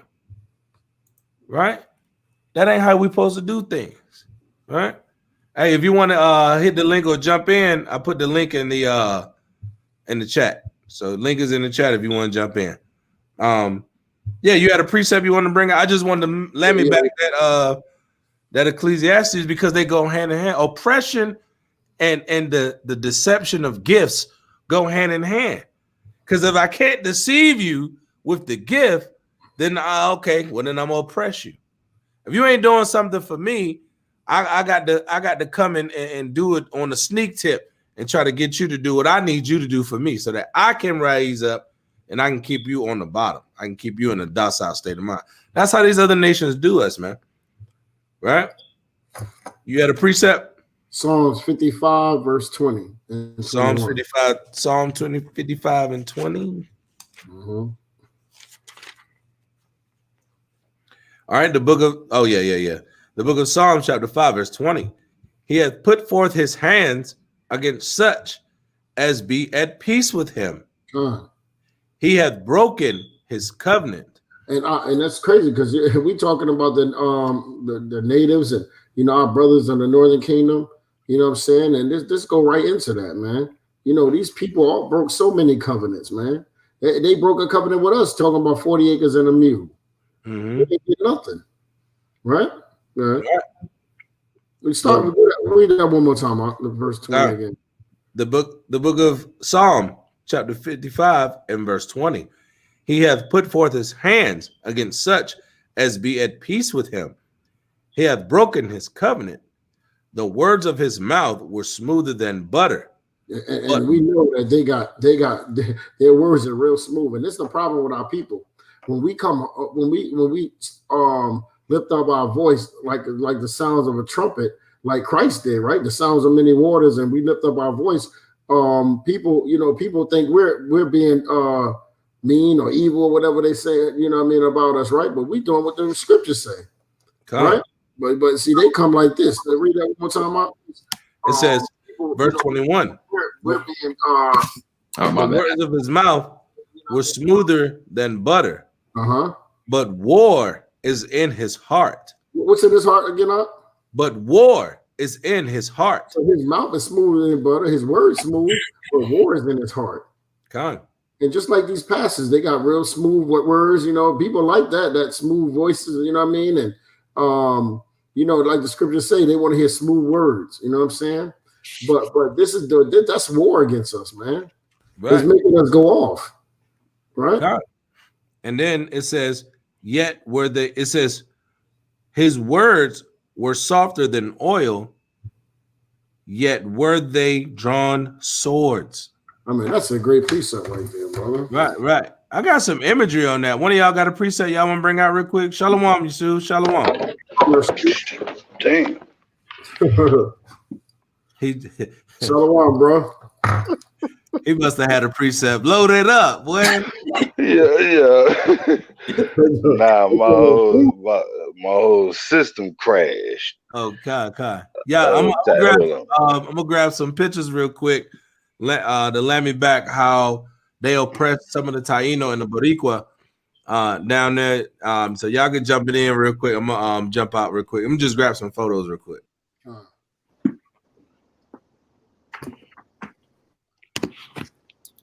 Shalom, Akiam. Shalom, yo. Yeah. Yahawashi, y'all shop Barakatah. Yahawashi, y'all shop Barakatah, brother. Yo, we just going through that. My bad, I had to use the bathroom real quick. Yeah, we was going through that Psalm 55, verse 20, man. How these devils, man, how they do, man, how they slick with themselves. They real smooth the way they, you know what I'm saying, the way they still, you know how they come deceptive, you know what I'm saying, just like the devil, right? They're deceiving, you know what I'm saying, and they come with them smooth words, and everybody love them smooth. Yo, people get fooled by Esau's smooth words all the time, bro. You know what I'm saying? That's all. You know, even like what's that pastor with the smooth voice and face? What's that? Joel Osteen. Joel Osteen. Right. They love him, man. They love him, man. You know what I'm saying? But people don't even know that. That's war on us, man. That's making us go off by telling us we don't have to keep the laws no more. You know what I'm saying? We can do whatever now. You know what I'm saying? He was saying something about we can be homosexual. Like he was okay to be a homosexual. You know what I'm saying? That's war on our people, man. We don't even know that, man. Anybody telling us we don't got to keep the law is war. They raising war against us, right? Hey, you got some pictures for that? Yeah, I'm gonna show y'all, man. Everybody, grab that Isaiah 55. We was in Isaiah 55. Psalm 55 and verse 20. Psalm 55 and 20. I'm there. All right. Psalm chapter 55, verse 20. He had put forth his hands against such as be at peace with them. He had broken his covenant. Right. The words of his mouth were smoother than butter. The war was in his heart. Now, I want y'all to see something. Look at this picture right here. Can y'all see that? Y'all can see that? Yep. So look how that was down there chilling. This is Aztec. So we know that these are conquistadors, right? Look how they came. Peaceful, right? They say they're peaceful and, you know, we're going to welcome you to the new land. They showing them what's going on and, you know, right? But then watch them. Watch how they get down. See, look, even right here. This is one of the older pictures. I got some pictures like this. Look. See? Look how we came bearing gifts and, you know, everything was all good, right? But look what they're doing in the background. They're setting up that Christianity. That's right. That white man's philosophy. What he got in the sheath? He got that sword in the sheath, right? So he waiting for the moment to do what? For the setup. Strike. Right? That's right. So now watch this right here. At the end of the day, this is what they came to do. That's right. That's what they came to do. Because see, look, you got to look at something. If you don't get down with that gift of Christianity, right? You see the Pope, the Cardinal, you don't get down with this, then you're going to face this sword. What is he doing? Just chilling right there on his knees while all that going on behind him. Well, look, it was a brother on the ground. He touched, you know what I mean? That he putting that thing on. And look, I'm going to show you something. Look how dark they are. That's right, huh? We got to look at that too. Look how dark they are. We was that peaceable people. That's right. We was that peaceful. And read that verse 20 again in Psalm 55. Psalm 55, verse 20. He had put forth his hands against such as be at peace with him. He had broken his covenant. Now, you want me to go to 21? Yeah, you see that? But he said we was at peace with them. We was on our land. We was chilling. But then what happened? Verse 21. The words of his mouth were smoother than butter. Right. War was in his heart. His words were softer than oil. yet were they drawing swords. See that? And that's showing you, man. These scriptures and everything in this history, this archaeology lines up to show us who we are, man. Let me show you what they did to You said they was at peace and they was innocent, right? Mm-hmm. Mm. They was chilling. They was I got a chilling, book. minding their own business. I got a book called Memoirs of the Conquistadors. When they arrived on the shores, right? Our children was throwing rubies and diamonds like rocks, bro. That's right. That's right. Like they playing marbles with. Wow. They doing one of the shoes moves with the finger on top of the joint, but it's a ruby. Right. You know what I'm saying? You know how you throw rocks. I can't wait for that day. Right. They came on the shores, but we were throwing diamonds and gems and gold nuggets and ingots and you know what I'm saying? Right. And they saw that. Let me see. I'm gonna show you what they did to Montezuma. Let me show you what they did to Montezuma. Mm-hmm. I think they burned him alive. That ain't what I wanted, but hey, that's them too, though. Might as well. I'll show you Montezuma burned. He got burned, bro. They burned him alive. It's got to be. I'm gonna find a picture of it. They burned that brother alive, man. If I can find a picture of it. That's actually Montezuma fighting right here. This picture right here. That's Montezuma. Hey, while you look for it, let me grab this precept. You feel me? Go ahead, King. All right, 2nd Ezra, chapter 15 and verse 21.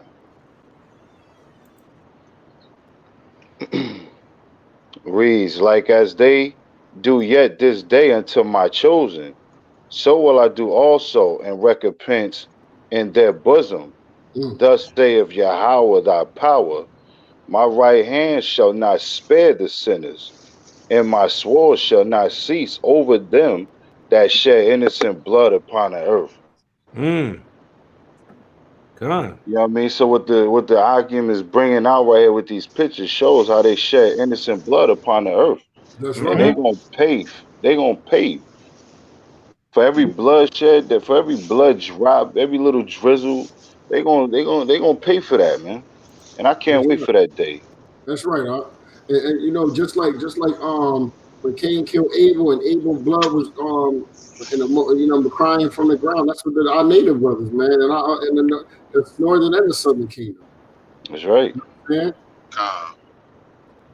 Hey, all right, let me bring this out real quick. Watch this. This is a let me see, what is this by? It's called Broken Promises on Display at Native American Treaties Exhibit. Right? It says, for centuries, treaties have defined the relationship between many Native American nations and the U.S. More than 370 ratified treaties have helped the U.S. expand its territory and led to many broken promises made to American Indians. That's crazy, bro. Right.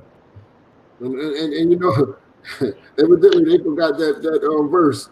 They said, never trust thine enemy. Right. You can never trust them, man, because that's crazy. Like I was going through a project. My daughter had a project, you know what I mean, they're doing the Declaration of Independence. And so I started doing some digging and research, right? And you know how they were supposed to promise us 40 acres and a mule? And I just said that earlier. You know what I mean? Well, there was a guy named Andrew Johnson that took that away. And you know where he's from? You know where he was born at? He was born right here in Raleigh, man. Yeah, Andrew Johnson from here. Yeah, you know what I'm saying? That's right crazy. around the corner from the camp. Yeah, that's crazy, man. Yeah, right down. I saw that. It's a historical one of them damn plaques they put up on the side of the road. I seen it. He was born in the damn kitchen. Damn. That nigga was born in the kitchen. How you gonna get born in the kitchen? I couldn't move to the living room. Yeah, man. In the kitchen. But that's what they, that's we had that thing signed, sealed, and delivered, man. And he came and said, nah. Yeah, you know why he read them scriptures? Like, hold up, we gotta be careful with this. You know what I mean? We can't let them. They might get some get some money and get that Bible. You know what I'm saying? And they might find out who they are. You know what I mean? They know they had to keep us down, and they know what they had to do, man. They had our scriptures. They know what to do. Like, nah.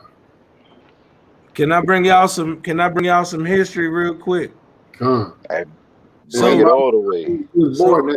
Andrew Johnson. He was born in 1808. You know what I mean? So you know how now watch this right here. Let me show y'all something, right? Now you know that who's the president that they say is the one that helped black people the most? It ain't Trump. President Lincoln. They try to say Abraham Lincoln. They try to say Abraham Lincoln. Let me show you what your favorite local Mr. Lincoln did to the Northern Kingdom. You see that? He was in charge of the Dakota hangings. Abraham Lincoln, watch this right here. Lincoln ordered the greatest mass hanging in America's history. All at one time. And guess who that was? That was the Native Indians. That's right. So he hated them too.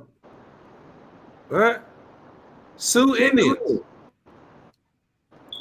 See that? 38 Sioux Indians in 1862. And you know what started then in 1862? That's when the Civil War started. So they were still over there. See, what our people don't know is this. At the time that the North and the South was fighting, when they was oppressing us to keep us in slavery, or they both wanted to keep us in slavery. You got to understand that. The only thing that the North was going to do, they was just going to put us in the industrial fields, working in the factories, mining, stuff like that. Down south, we would have stayed on the plantation. But what was happening to the country out west? What was going on with the Sioux Indians and the Navajo and the Choctaw and the Blackfoot? What was going on with them? They was getting mass hung. They was having the Gatling gun getting tested on them.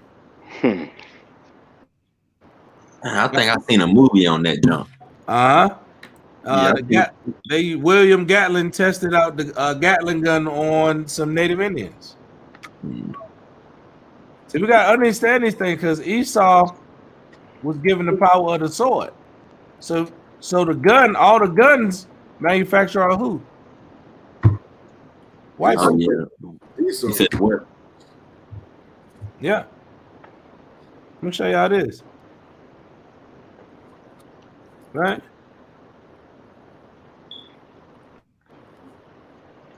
Let me show y'all something. This drum right here was crazy, bro. They use this gun right here. Now this right here still do damage today. It's like we gotta get visual with Jake. So we gotta show you all this. We gotta show you the images, man, because Jake like to forgive everything, man. Sometimes you gotta see things with Jake. You know what I'm saying? We gotta bring pictures out for Jake. You gotta bring out the history. You gotta bring out these pics. You know what I mean? You gotta bring out the truth, man. Look at this right here. After they watch this right here, y'all. I'm gonna show you what kind of demon you're dealing with. Can y'all see that? It says in 1890, the U.S. government shot and killed over 290 unarmed Indians at schools, including over 200 women and children. That's a whole school right there. Was that in Canada? No, that's in the United States. That's the United States, 1890. This is after slavery. See, sure you can trust the government. Just ask the Indian. But our people can't wait to throw that turkey in the oven. Hey, let me get a precept on that too, man. Let's line it up. This is the book of Isaiah, chapter 33, and verse 1. It reads, "Woe to thee that spoilest, and thou was not spoiled, and dealest treacherously, and they dealt not treacherously with thee. When thou shalt cease to spoil, thou shalt be spoiled. And when thou shalt make an end to deal treacherously, they shall deal treacherously with them. Mm. Yeah, I can't wait for that day. That sounds like It's payback to me. frozen right now. That sounds I like can't payback. wait. Shoot. Huh?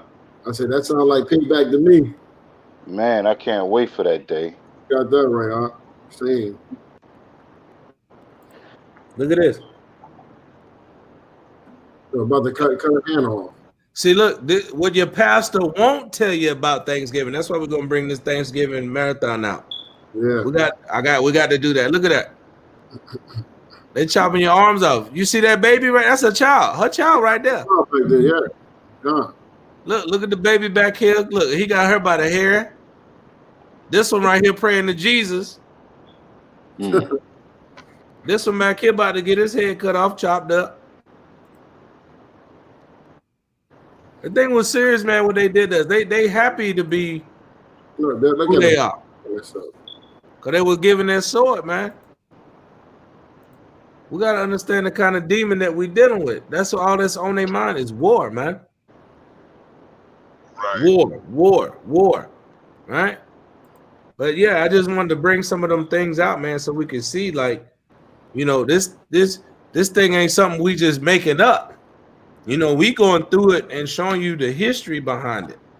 Like a lot of brothers, a lot of people don't even know that Abraham Lincoln had killed all them Native Indians at one time. That's right. You know how many nooses that you had to make to kill that many people? All those nooses, and hang them all at one time.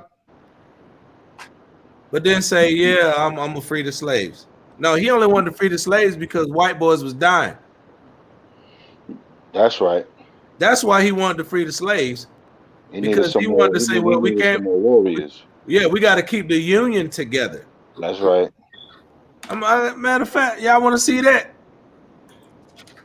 I'll show you. I'll show you what he said. I got a historical book.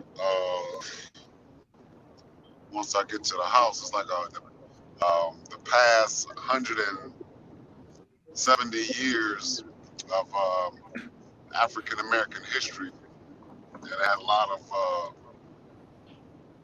of newspaper articles from the Chicago Tribune and the New York Times. It's a compilation of articles from where it explains how the black section of the white church had to get permission from Esau to start their own black AME, those churches. And, yeah, the AME, American Methodist Episcopal. There's a lot of articles in there, and it has the newspaper article, the New York Times, where Abraham Lincoln stated that if he didn't have to free slaves, he wouldn't have, and if he has to coexist in a society with Negroes, he would rather be superior. That was in the regular everyday newspaper. That was the one he was. That one was when he was talking to the brother from not the brother. He was talking to the Confederate States of America's president. They both had said the same thing, and they both look alike too. Yeah, I know who you're talking about. You're talking about I forgot his name, but this is what he said right here. This is a quote from 1862. Now, remember, I just showed you when he had killed the Native Indians in 1862. Remember, I just pulled it up when I showed you the mass hanging that he did to the Sioux Indians, the Dakota Indians. Look what he said. If I could save the Union without freeing any slave, I would do it. That first line right there, you got to know he's a devil. Right? If I could save the Union without freeing any slave, I would do it. And if I could save it by freeing all the slaves, I would do it. And if I could save it by freeing some and leaving others alone, I will also do that. I have here stated my purpose according to my view of official duty, and I intend to modification of my oft expressed personal wish that all men everywhere could be free. So he said that, but look what he just said at the top. without freeing any slave. It ain't about, it's about the land that they stole. God. That's what it's about. It's about that land, that union, that great old red, white, and blue. If I ain't had to free the slaves, I wouldn't even worry about it. That's what he's saying. So it may sound like he was like, yeah, I would have freed them and all that. No, because he killed the Native Indians. Why did he kill the Native Indians? Because they was trying to expand to the west. America wasn't fully established on the West Coast, all the way to California and Oregon and all that. They were still on the Oregon trails then. Right. You see what I mean? So you had the Louisiana Purchase and all that. So a lot of times we got to get into the history to see their track record, because we broke down their spirit. Now we're showing their history. Because remember, it starts up here. It starts with the mind, their thoughts. Remember in Micah chapter 2, verse 1, they devise it on their beds. And then when they wake up, that's when they execute it. So they got plans to keep you Negroes under oppression, to keep the Hispanic man under oppression. You see what they did to the Native Indians.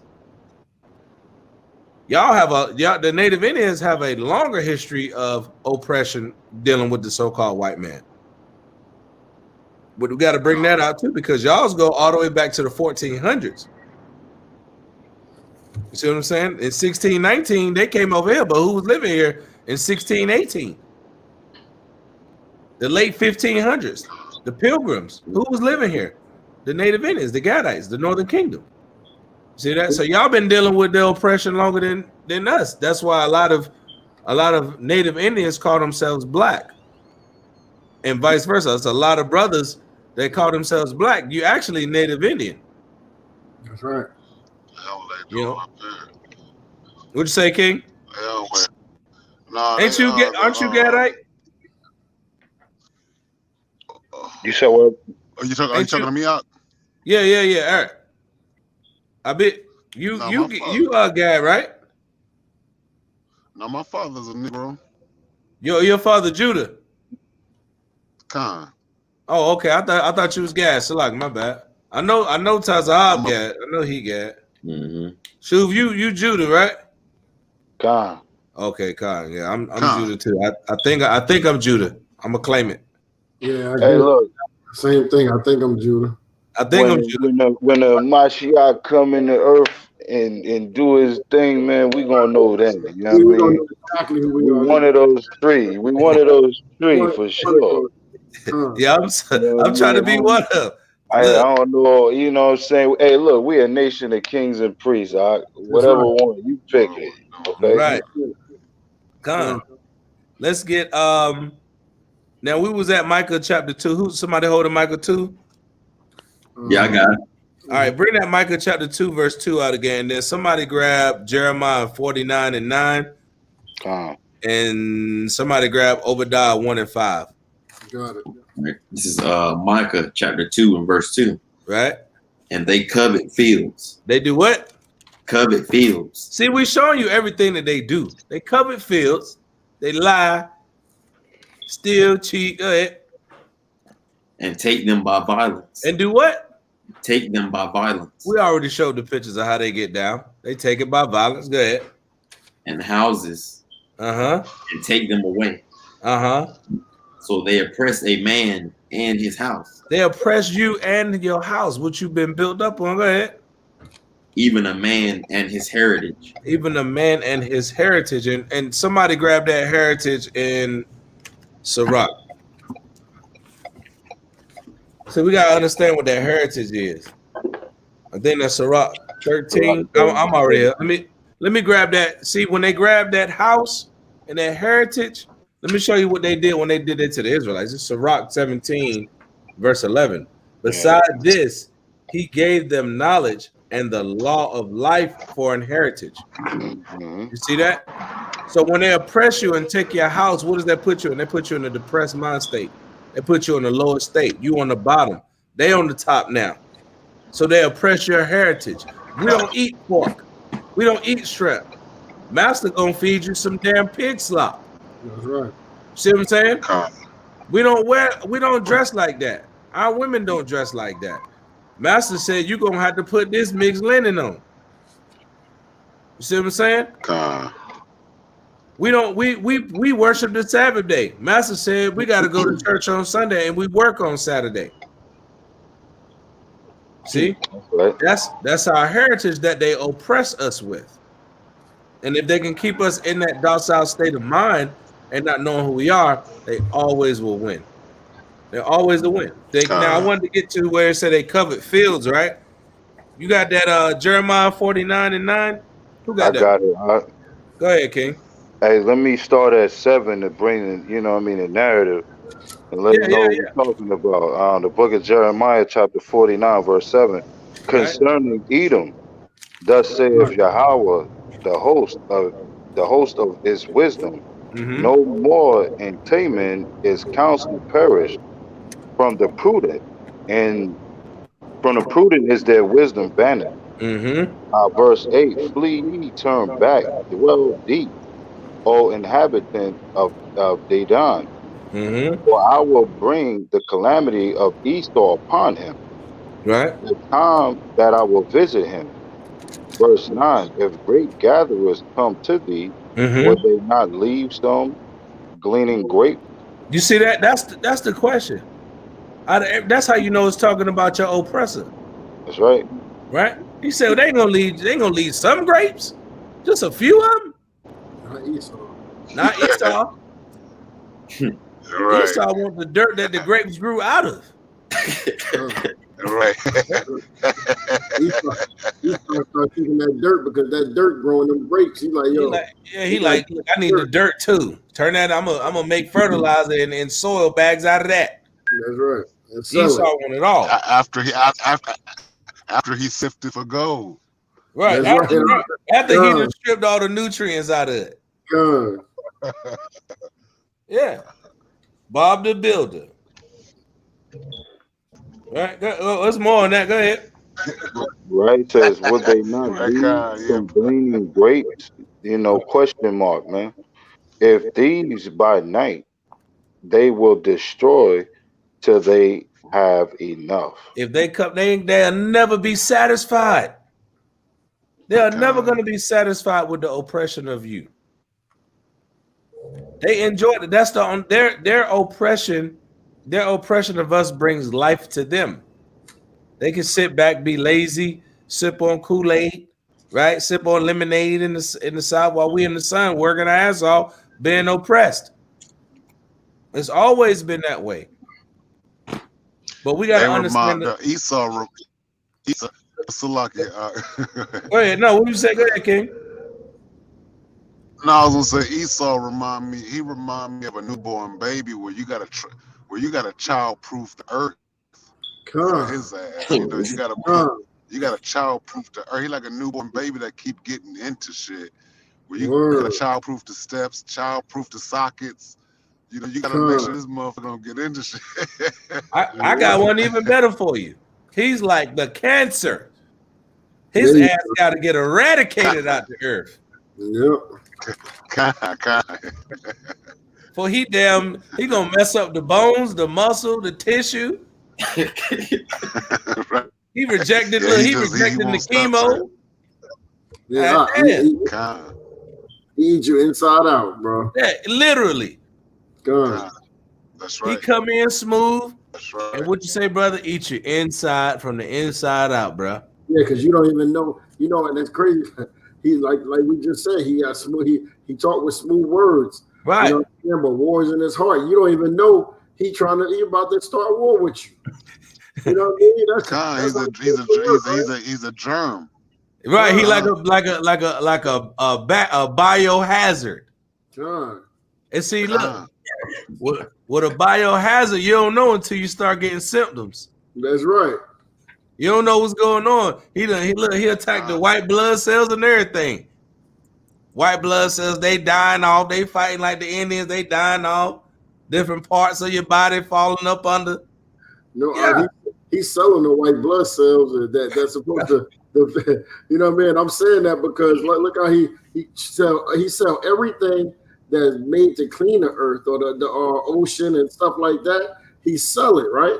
He sell that to the the people for delicacies, man. You know what I mean? He making shrimp like a delicacy, man. Mm-hmm. And they supposed to clean our oceans, man. The oceans are filthy right now, man. You know what I mean? You got a lot of aqua life, man. You know, just dying in the ocean, man. Right. You know, because he's taking them out by billions, man. Right.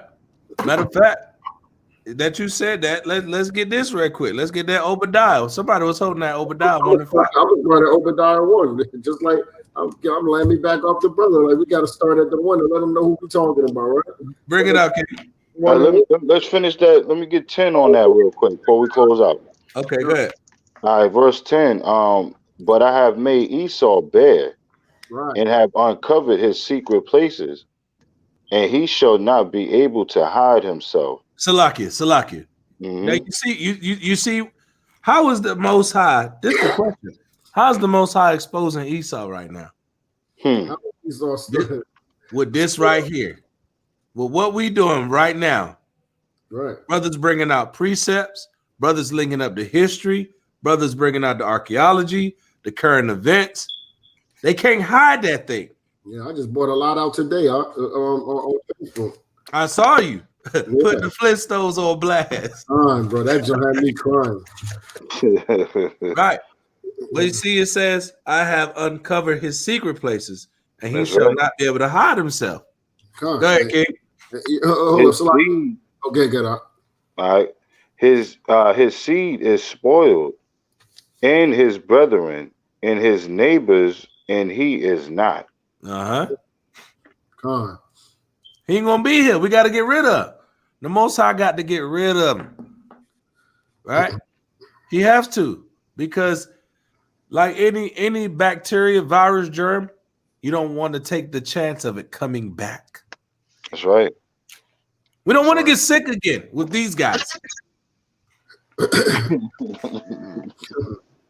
We don't want to get sick again with these guys. We gotta make it. We gotta make it.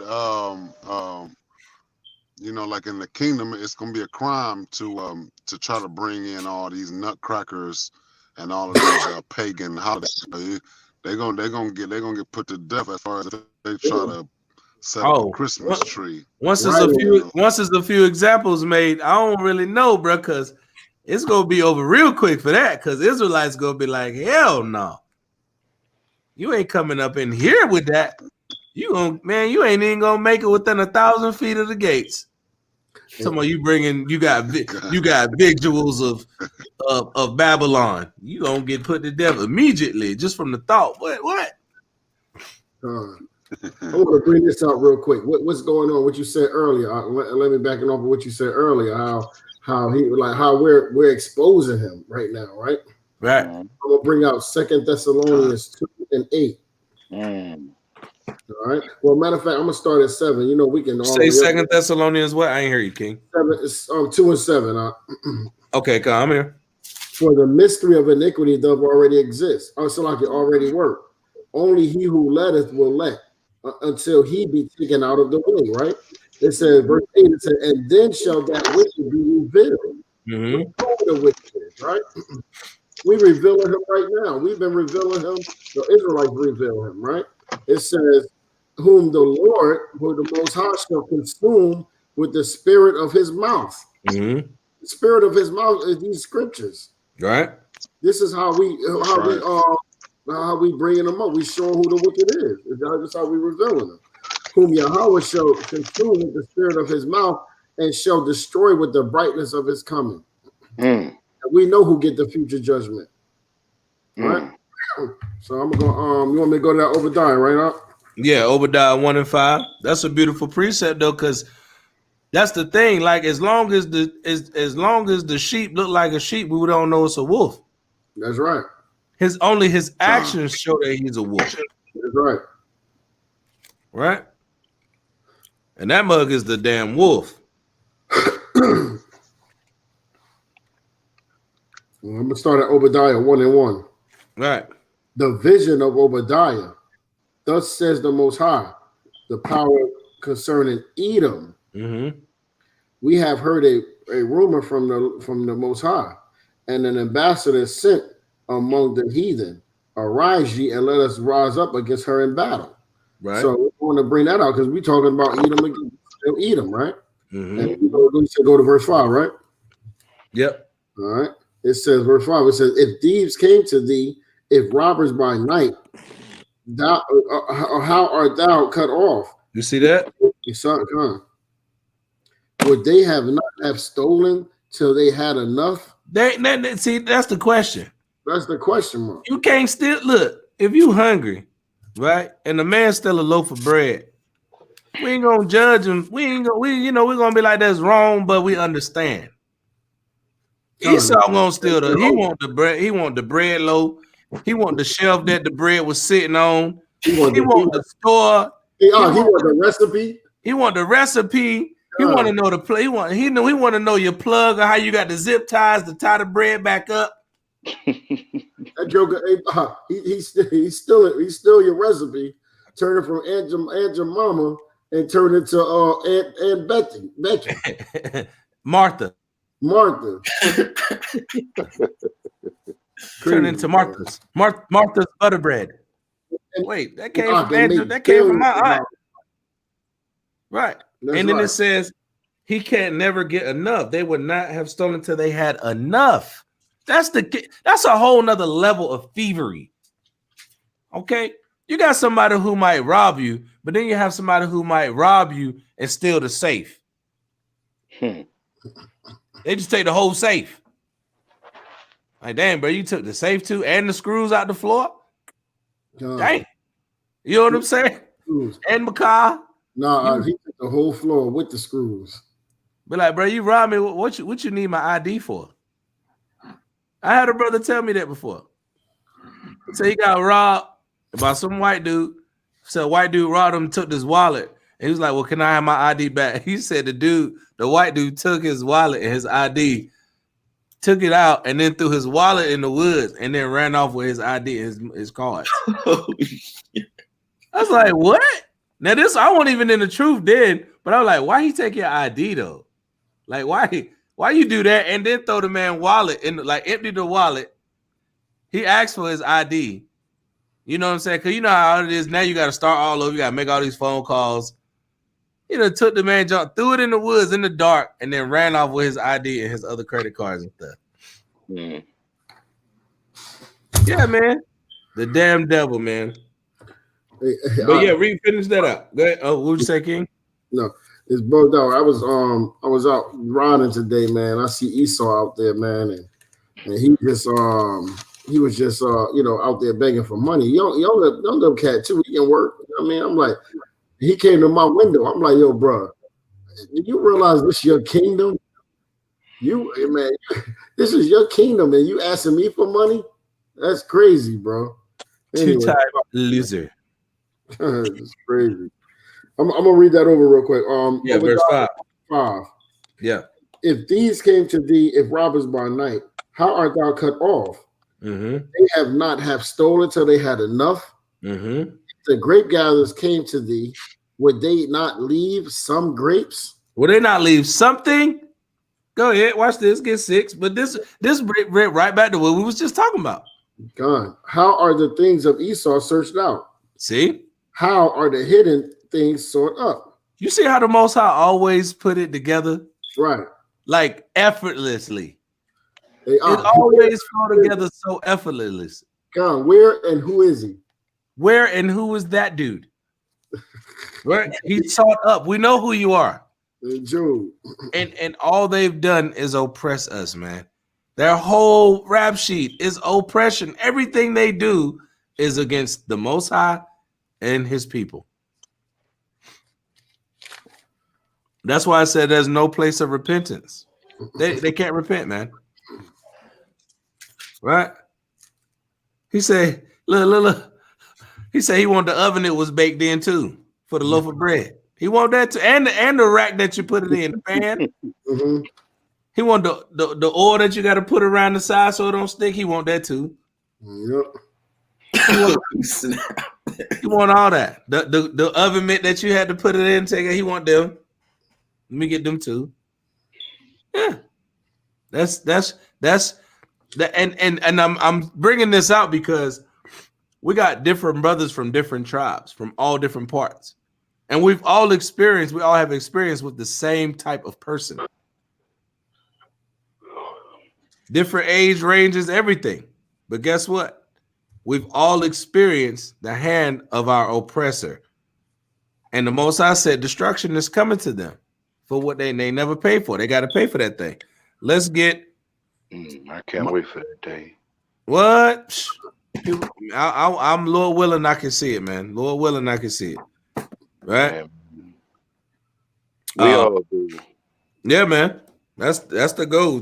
We just keep building each other up in these precepts. The Most High gonna deliver us. You know what I'm saying? Because we're gonna split it. We're gonna split it right here. So let's get Micah chapter 2, verse 3. Somebody grab Amos 5. I got Micah. Go ahead. Micah chapter 2 and verse 3. Therefore, thus saith the Lord, behold, against this family do I devise an evil. You see that? He said, against this family do I devise an evil. Like he said in Malachi, his fountain, his mountain, and his heritage. That's the family. Right? Go ahead. From which ye shall not remove your necks. Neither shall ye go haughtily. For this time is evil. That's where we at. We're in the last days. We're in the evil time. Right? So the Most High said, don't get your neck put up under theirs and dealing with them and what they got going on. I need you to do what he telling you to do. Stay on that straight and narrow, man. Don't get them wandering off, falling off, going backwards, man. The Most High don't want you dealing with them things. He wants you to deal with your people. Come back to him, right? Now get that Amos 5 real quick. Amos 5 and what? Started Salah, let me get it real quick. I want to say verse 8.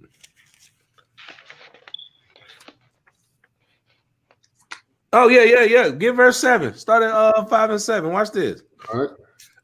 Amos chapter 5, verse 7. Right.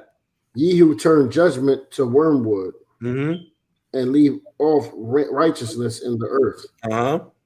Seek him that maketh the 7 stars and Orion, and turneth the shadow of death into the morning, and maketh the day dark with night, that calleth for the waters of the sea, and poureth them out upon the face of the earth.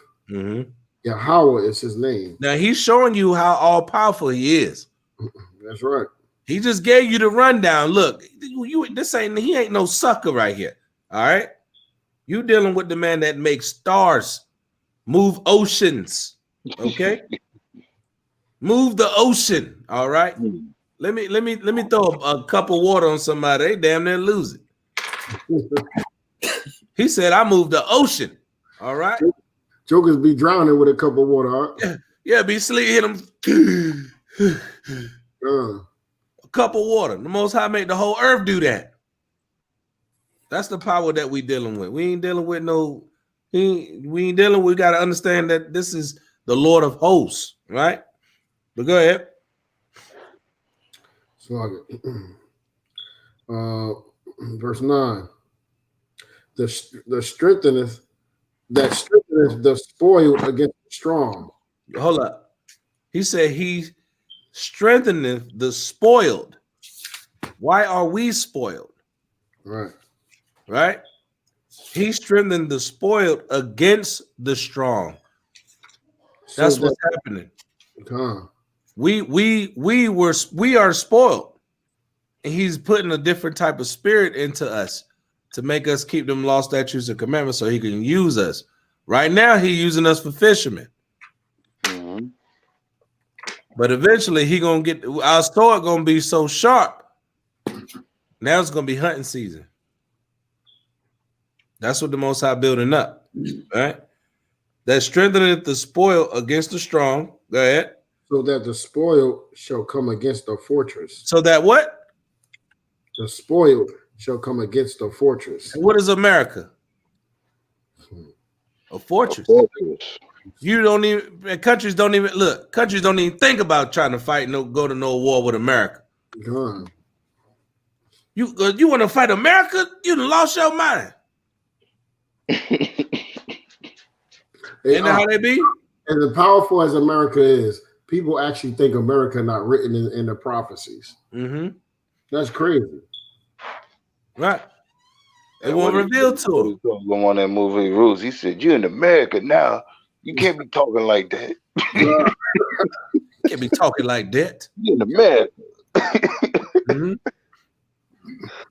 That's why they show you, and then they put it in, and that's funny you say that, man. When they put it in those movies, like Coming to America, like you seen the glamour and everything that he had when he was in Africa, when he's back in his homeland, he was the king. He had all the wives, and you see what I'm saying? Mm-hmm. His daddy had the lion, King Jaffe Joffa. They had money, right? Celebrations. They putting flowers on the ground when he walked. Look at the symbolism in that. But he come to America as a black man, get a fast food job, got to marry this chick that don't even want to be with him. Because his true pride, his true customs and heritage, he don't want to be because he want an American chick. See how stupid that is? When you had the woman back in your homeland, she said, "Whatever you like." What's going on here? Am I lying though? Don't it make sense? Man, hey. And they made the brown that was righteous. Sister like a whore. Like, you know what I mean? Like she needed somebody. You know what I'm saying? Bark like a dog. Come. And then she said, "Hey." She was ready. Hey, she was ready to do anything to please that king, man. Like, what would you anything? And look, it was more than just him. It was just more than her. And see, look, this is how you know who we are. I'm gonna show you something. Remember his servant? They even thought he was royalty. Right. Remember, the family thought the servant was royalty. That's right. You see that? Tripping, right? And then the daddy, he like, man, he got his own money. See that? Because he's Americanized, smooth face. You see what I'm saying? So you're gonna leave everything that you had over there, your heritage, your customs, your laws, to come over here and work at McDowell's. Ain't it? That's how and look, happy to shuck and jive with a mop. God, he wanted a rebellious woman. You saw that? He wanted an Americanized, westernized woman. Right. He wasn't in love with his own kind. Yeah. In reality, you know that shit ain't true. That women was washing his nuts in the tub. Yeah. He the king. He the prince. His face is on the money. Okay. You see that? But because we want to get behind what these heathens and see you see how they throw it in your face. You know what I mean? And then when we young, we sit there. I ain't thinking about that. I'm like, shoot, America is cool, man. You know what I'm saying? We can go to McDonald's when we want to. I can go get me a job when I'm 15, push a mob around, make minimum wage. That sound cool when you from the hood. Yeah. Hey, you know what's crazy though about that, yo? Like even when I was a kid, man, I kind of wondered. I'm like, why the hell he never wanted, you know what I'm saying, that sister that was doing all that stuff on. And she was bad over there to get another woman.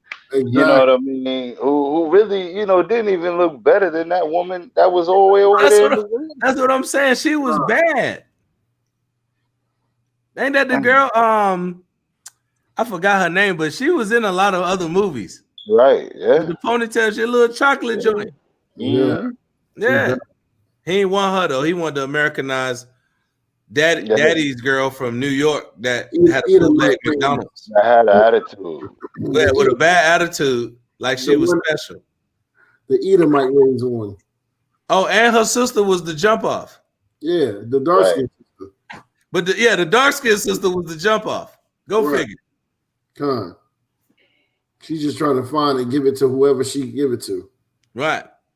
And see, that's another way they oppress us, man. They oppress us through they media and they movies, and you know what I mean. So like Israelites, we watch movies totally different than everybody else. Right. Like they see a movie, they entertain, they want the popcorn. Like us, the whole movie. Hold up, pause that, rewind that back. Hey, you know that's that Malachi right there.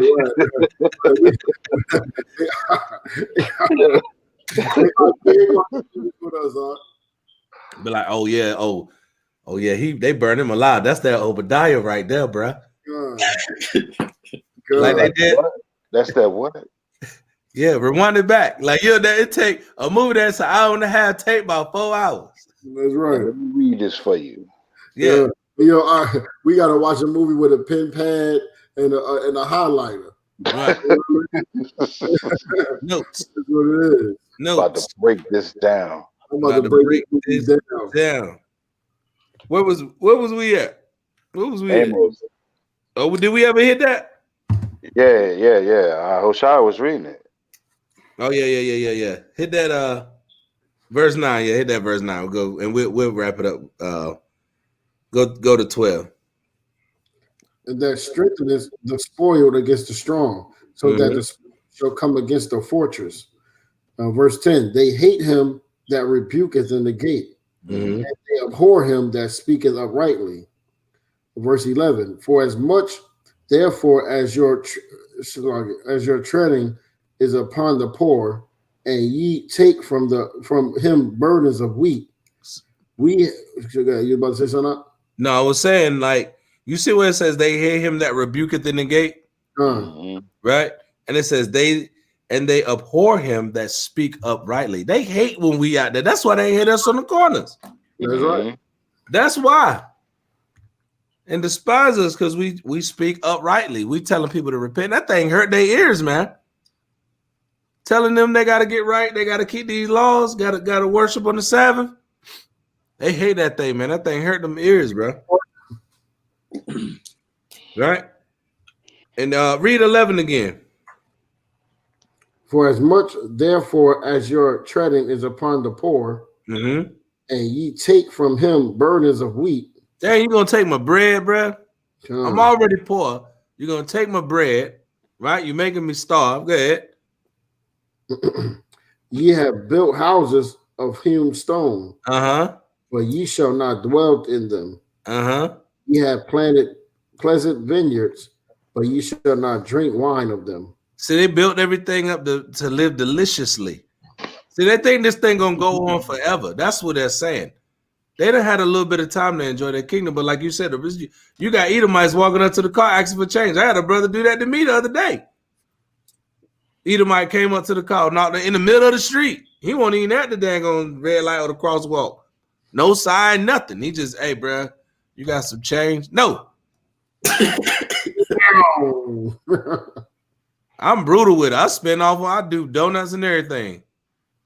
For real, in the truck. Oh, for real. Oh, for real. Sit there and eat a sandwich right in front of them. Hey, look, don't open the joint like this. You know what I mean? Yeah, no, I ain't got nothing for you. Open that McDowell's up on him. Open that McDowell's up on him. He gonna lose it. Yeah, hey, these Edomites real bold too with these signs these days, man. Like they actually walk up on your whip, you know what I mean? Look right in your window and be like, God. Like, read my sign, you know what I mean? Read it. You see what I'm out here doing? This dude talking like, about, yo, did you see what we was doing for 400 years? Buddy? Right. Like, you gonna make me read your sign. Yeah. And look, they be having the most brutal stuff on there. Yeah. My cat was burned alive. I lost my fish. My wife left me, and we all homeless with 3 kids. Give me $5. Boy. Give it to me now. That's it's small. And I'd be like, yo, where you get this marker to write that joke? That crispy piece of cardboard. This your kingdom. What's going on? What's happening? Yeah, man. So the Most High said they gonna try to build up this beautiful, wonderful place, but it ain't gonna work because it's wicked, man. America filthy, man. When you really look at like the streets, man, especially like up north or like on the West Coast, man, them cities be filthy, man. Filthy, man. Sanitation is terrible, man. All them sewers and all that, man. It look good, it sound good, but nah, man, it's filthy, it's wicked, right? Go ahead. That verse 12, yeah. For I know your manifold transgressions and your mighty sins. Afflict the just, they take a bribe, and they turn aside the poor in the gate for their rights. Read that verse 12 again. It's a lot of meat in this right here, man. Amos 5, verse 12. For I know your manifold transgressions. Now, y'all know what a manifold is, right? When you go into a car, you got or if you know mechanics a little bit, a manifold is like a distributor. That's right. So it go in one way, but it pumps out other ways. It like splices the line. So it can go in with one valve and then end up going out through 10. That's a manifold. Like in an airplane, that's the same thing. Right? It go in one way, but then it turn into 10 different directions, right? So they go out a certain with one's kind of sin, right? It said manifold transgressions of your mighty sins. So they may write a law, but then how does that law, like mandatory minimums, affect the children of Israel? Right? It's manifested through our people down the line. It don't affect just Tyrone that was slanging the crack back in 99.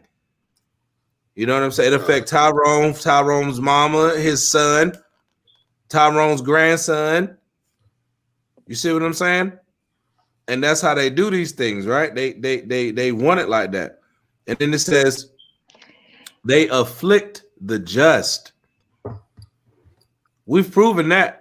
We've shown what they've done to the Native Indians. It's plenty of most of the camp signs show you what they did to us, right? Conquistadors, the so-called white man, right? The Portuguese, the French, the Belgium, the Congo. They cut your hands and stuff off, cut your nose off, make you work in the field, right? And then watch this. They take a bribe. They take a bribe. Meaning that all that they doing, that they trying to act like this is good and you know it's all good. They doing that, they'll sell you out for $1. That's right. That's what they saying. They'll sell you out for $1. That's what that gift destroying the heart is, a bribe. So if I rock him to sleep, you know, he gonna do what I need him to do. That's what these pastors are set up for. You ever notice every time Jake about to really turn up in the street, who come out there? Al Sharpton. Al Sharpton, pastors, country bumpkins, right? No, guys, we need to be on no justice, no peace. Yeah, that's to rock you back to sleep. So in 2 weeks later, you'll forget what happened until Pookie gets shot, and then you right back out there, no justice, no peace. All right, calm it down, guys. Let's go back. It's gonna be reform. It's gonna be changed. Pow, pow. Shaniqua got shot in her house. No justice, no peace. Back down, guys, chill. Pow, pow, pow. Or holiday come up. Same thing, bro. They start doing a challenge. They do some kind of challenge. They get all about who got shot. You know what I'm saying? And then pow, pow, pow again. Then they back in the street again. Back in the street. And then Miss Mabel died. Oh, she nice. She was a nice lady. Let's have a vigil for her. Back to sleep. Pow, pow, pow, pow. Oh, Shaniqua got killed. Shaniqua got killed. We have a vigil, candlelight vigil at the grocery store, at the corner store. Back to sleep. Went back up. Da da da da da da da. 4 brothers killed. Gang violence. Hey, brothers, we need to get along. Right back to sleep. It's the same thing, bro. Yeah, gangs tying their joint together. They're their rags together, and then then after everything blow over, they shooting each other again, man. Shooting each other again, and then wait. Here comes Mr. You know what I heard one time, bro? Let me tell you something, man. And I thought about this. I haven't thought about this when I was young. I heard this when I was old.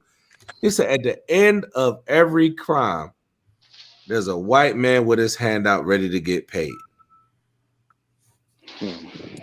At the end of every crime, if you trace a crime all the way back to like you selling dope in the hood, some rich white man got paid off of that. You laundering money, you stealing, you know what I mean, for a habit. Guess what? They getting paid off of that, man. You know what I'm saying? They get paid when you go to jail or prison. Yeah. We got to think about the oppression that we under, man, and see these demons for what they really are, man. That's why I wanted to bring that part out when it says, and they take a bribe, and they turn aside the poor and the gate from their right, meaning you don't have no rights, bro. You don't have no rights. The only rights that we got is to keep the laws of the Most High. That's it. Anything outside of that, that's just going to lead to you being oppressed. Nothing else is going to work, man. How many different ways have we tried it to get back at our oppressor? And some people still think there's other ways that we can do stuff, and they don't realize that we did everything, pretty much everything in the book, except for trying to follow the law. You know? Except try to follow the law. That right there, if we just followed the 10, overnight, it's over. Literally by next week, it's over. Like everything is falling apart. If all brothers was like, look, we ain't working on no Sabbath, that's over. And just we don't give a damn. And just walked off on the Sabbath, they would have and didn't party, didn't buy nothing, didn't sell nothing. And we all did that as a nation, it'll be over for them one weekend. If all of us stop celebrating Christmas, think about that. If we stop killing each other, thou shalt not murder. You got to kill a chicken to eat it. You can't eat it raw. We're talking about murder of a person, an intent to take someone else's life, murder. If we did that, we would have abortions. We would have our children getting ripped. We would have broken families. All right? If we just did like there shall be no whores or sodomites. Think about them things, man. The laws are perfect, man. But if we listen to our oppressor, we take these gifts, letting them rule over us, do what they say we should do, what's good for us. Worry about if Biden gonna fight Sleepy Joe or gonna fight your boy 45 on stage and all that. Man, don't nobody care about that, man. The Most High care about you keeping these laws, man. Putting in that work and enduring, man. That's pretty much it. So I wanted to kind of stop there because the next part of that Micah is actually getting into the sins that we have and what comes upon us when we listen to our oppressors. So that's going to be the part 2. We'll do that Friday night, bring in the Sabbath. We'll do it then. So that's going to be part 2 of this. You know, destruction will come to Israel's oppressors, but it's going to come together. So everything going to come together, and we're going to see that judgment that the Most High got laid out in Micah chapter 2.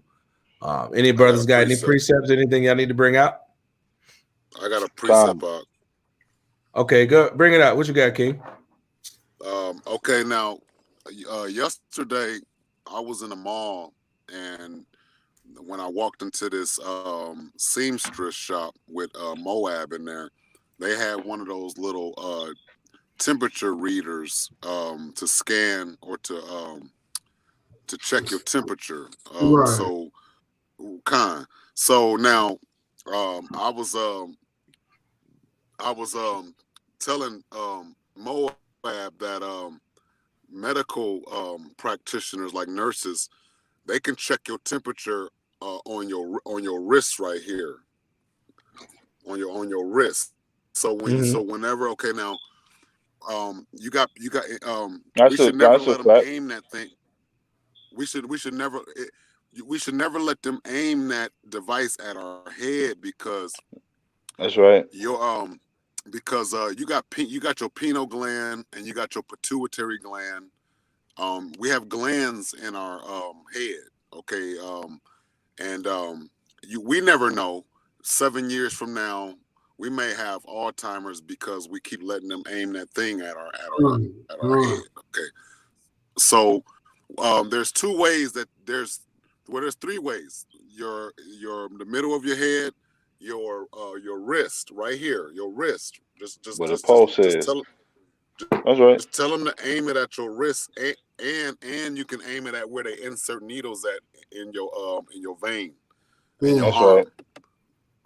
Okay, you could check your temperature through your wrist and through that that little area where they stick the needles at in your arm to draw blood. So what that had me thinking about was Matthew chapter 6 and verse 22, 21 through 22. Okay, it says for where your treasure is, there will your heart be also. Okay. Now, the light of the body is the eye. It didn't say eyes plural. It said eye like singular. Okay. If therefore thine eye be single, which is your mind, thy whole body shall be full of light. Okay. So when we let them take aim at our head, we don't. I'm just we only got one body, so I'm telling you that we don't know what the damage could be with that infrared being aimed at your forehead. But I do know that your pineal gland is in there and your pituitary gland, and you have another gland in there too. But you have these glands that surround your pineal gland, which is your eye. You can see your eye within the middle of your brain. It's surrounded by glands. Your single eye the pineal gland. Glands. The pineal gland sits, no, the pineal gland sits outside of your eye. The pineal gland it sits like on the outside of it. It's kind of like your earlobe. It sits on the outside of your eye like an earlobe. But Khan, it's the same area. It's surrounded by that. So I'm just saying, like, whenever they aim it at you, brothers, just take a step back and put your hand out and tell them, just put it on my wrist. Don't aim that on my head, because it reminded me of this, where it's damaging it's damaging the only eye you got. So that's right. We just want to keep that in mind. But of course, this Yahawashi was talking. What Yahawashi was explaining about knowledge and about your singular eye being where heaven starts. Heaven starts within your mind with knowledge. Right. So he was saying that light that's in you comes from your eye, your spiritual eye, which is your only eye. They call it your third eye, but it's really your first eye. Right. And that also explained, like, when he talked about how when he put his laws in our mind and our foreheads, you know what I'm saying? And I'm gonna read Deuteronomy 6 and 8. It says, and thou shalt bind them. Hold on, it says, I'm gonna start up. It said, and these words which I command thee this day shall be in thine heart, and thou shalt teach them diligently unto thy children, and shall talk of them when thou sittest in thine house, and when thou walkest by the way, and when thou liest down, and when thou risest up. And it says, and thou shalt bind them for a sign upon thy hand, and they shall be as frontlets between thine eyes. And thou shalt write them upon the post of thy bed and the gate. So yeah, I mean, because when he sealed his prophets in their foreheads, that's basically what it's on, your mind, right? Anybody else got another one you want to bring out? Go ahead. I bet you was about to bring out a verse. He has something else. No, that's it. Oh, you good? Okay. Yeah, shoot, you was bringing something out, right? Yeah, Khan. The book of Ezekiel, chapter 25 and 12. You said Ezekiel 25:12. Con. All right. The book of Ezekiel, chapter 25 and verse 12. Right. Thus saith Yahweh thy power, because thy Edom have dealt against the house of Judah by taking vengeance, and have greatly offended, and revenged himself upon them. Therefore, thus saith Yahweh thy power, I will also stretch out my hand upon Edom, and will cut off man and beast from it, and I will make it desolate from Teman, and they of Dedan shall fall by the sword, and I will lay my vengeance upon Edom by the hand of my people Israel, and they shall do in Edom according to mine anger, and according to my fury, and they shall know my vengeance, saith Yahweh thy power. That's right. You know what I mean? So all this, what we was, you know what I mean, going into in this lesson about the destruction of our oppressors, you know what I mean, for all of the things they done to us, you know, we gonna get that payback one day. You know, That's so right. that's why I came in here vamped up, and I can't wait for that day. Yeah. You know what I'm saying? I felt it in you. You know what I mean? Because, you know, like when we look at all of the voting systems, and no matter what we say to our people, you know, our people think, man, and want to trust in oppression versus trusting in the Most High, man. You know what I'm saying? And ignorantly calling on Jesus, man, and not even trusting in His words either. That's right. You know what I'm saying? You know, so I can't wait. I can't wait for that day, man, when this thing switch over. You know what I mean? And we start to oppress the oppressor. That's right. All right. Let me I just want to bring something out real quick. Just let me back right off what you said. I gotta bring that out. Isaiah 14, man. Gotta bring that Isaiah 14 out.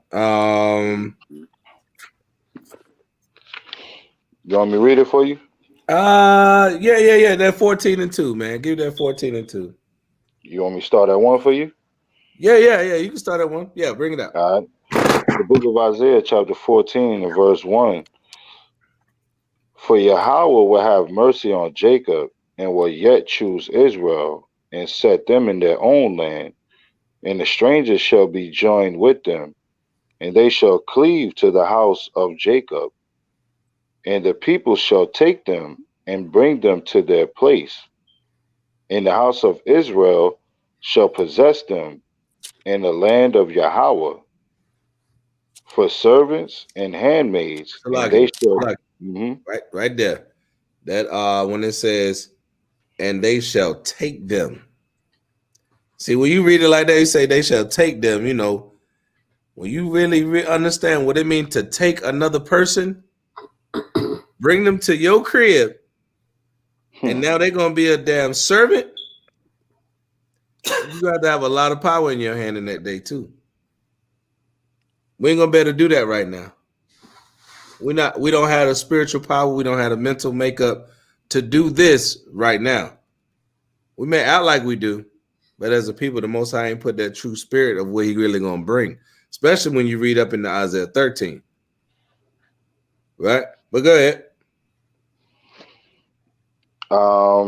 And it says, and they shall take them captives, whose captives they were, and they shall rule over their oppressors. They shall do what? Rule over their oppressors. What we waiting for? To rule over our oppressors. Hey, I might as well bring out the classic then. What you got that ready? Yeah, why not? Bring it up. And 10. It says, he that leadeth into captivity shall go into captivity. He that killeth with the sword must be killed with the sword. That's right. Here is the patience and the faith of the saints. And, that's one of my favorite. At the end, when it say, here is the patience and the faith of the saints. What are we patiently waiting for? To put them in chains. That's right. To pay them back. I can't wait for that day. Man, I can't wait for that day, brother. But you know, our people be like, though, they be simple. I don't want no slaves. I'll take yours. I'll take them. Give them to me. Sign them up. All of them, because I ain't trying to work no more. None at all. Right. Yeah, I mean, I be like, hand me that.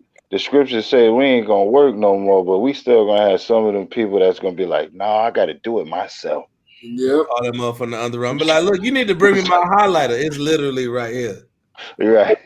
Like, you need to, hey. Yes. Bring me that. Right there. It's right here. You know what I mean?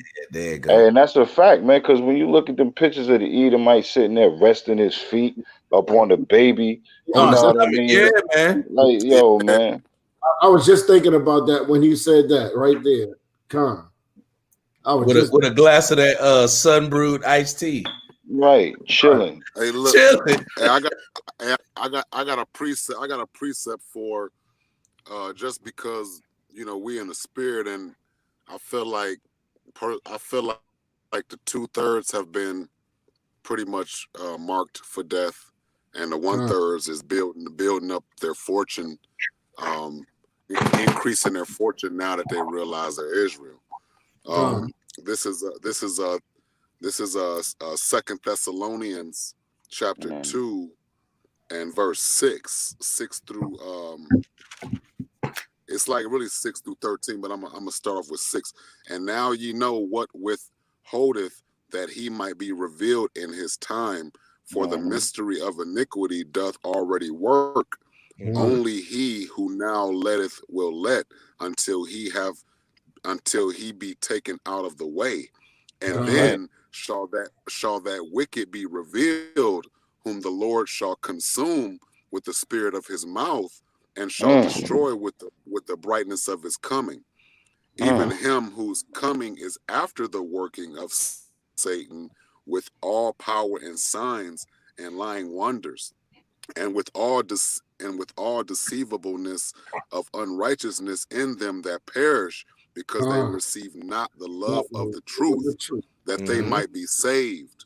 And for this cause Yahweh shall send them strong delusion, that they should believe a lie, that they all might be damned who believe not the truth, but had pleasure in unrighteousness.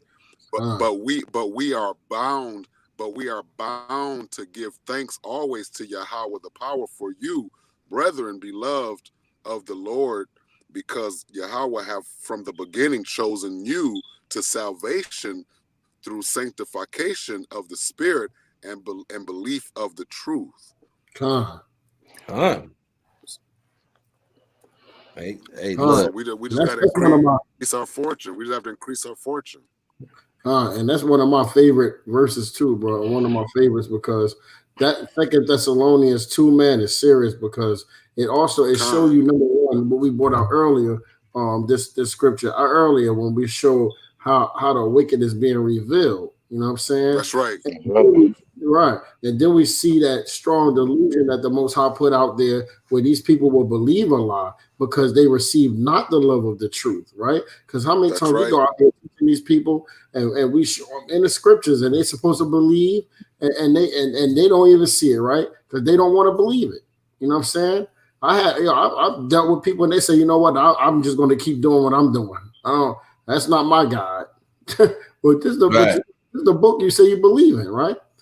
So, you know what I mean? Hey, that's just what it is. And that's deep what you read at the end. Is when on 13 it said, but we are bound to give thanks always to the Most High for you, brethren, beloved of Yahweh, because the Most High have from the beginning chosen you to salvation through sanctification of the spirit and belief of the truth. So we was already set up for this from the beginning. You know what I'm saying? That's why we get it, man, and they don't get it. You know what I mean? So yeah, that's a heavy scripture right there. It really is, man. That's like that verse 13, real heavy, man. And that's what's crazy. Like I usually stop at 12. I'm when you went down, I'm like, oh man, I gotta start going to that 13. 3 and 5 is heavy too. And the Lord direct your hearts into the love of God and into the patience waiting for Christ.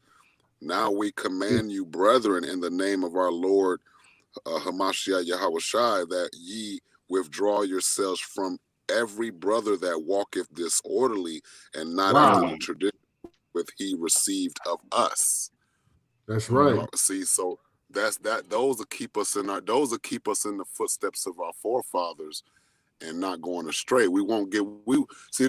I love our heritage because without it, I'm gonna be lost. I was gonna commit suicide. I had already outgrown this place, and I couldn't go beyond my father's father. I couldn't go beyond where we come from. You know, we in a small town where Christians got us paying rent on a house that cost $10,000, paying rent for 40 years on a house that cost $10,000. Right. You know, exactly. So when last time I drove from up there, I drove back crying. I was crying so hard because I said, "God damn, we paying my family's paying rent on a house for 40 years and only cost 10 grand." Well, that means that's what we read earlier. That oppression. That is oppression, and they rock you to sleep with those Christian pastors. They use them to come with them soft, smooth, oily words. That's oppressing. That's oppressing to live in there, and you done pay for that house like 7-8 times over. Right. You didn't pay for that. That's like the pawn shop. Yeah. By the time I pay it back to get my money, I done bought the damn thing about 4-5 new times. That's how they do you, bro. But yeah, man, y'all brothers had some powerful precepts. We're gonna finish it up, and we're gonna bring out Friday 9:30. Hope everybody can join us. I'll send the link out. I'll put it in the chat in the group chat for y'all camp, and then if not, y'all can send me your email, and so that way you get it both ways. I send them to your email too, so we'll have the invite for Friday at 9:30, and then Friday is at 9 on the dot, and then this Saturday we got the Unity Camp with the brothers coming from House of David. We'll be there. Yahawashi Camp hosting it. It's gonna be a beautiful thing. We're gonna hit the slave plantation over there. I think we may be going to where the brother was talking about Andrew Johnson. I think that's right around there, man. The flyer we got. Yeah. So you got Yahawashi Camp, Congregation of the Mighty, and then also House of David. Brothers be coming down from New York. So we're gonna have that fellowship. It's a Unity Camp from like 4 to 7. So we'll be out there in the evening teaching, and then afterwards we got the fellowship right on the fly with it. It's the fellowship. I think that goes to like 1 a.m. So it's a full day, man. So if y'all want information, man, y'all can hit us up. You can get in contact with me, Congregation of the Mighty at gmail.com. One of the brothers will get in contact with you. You can hit us, any of us up on Facebook, anything like that. Just check for the name. If you want to help with alms or any kind of donations, help us push the word, hit us at the CashApp, COM821 on the CashApp, help push the word. Of course, always like, comment, share, subscribe to the channel, push the information. With that, we're going to say Yahweh Ba'Shem, Hamashiach, Yahweh Shabarakatah, Kwam Yashala, and Shalom. Kwam Yashala. Shalom. Rise, kings, rise, kings. Rise,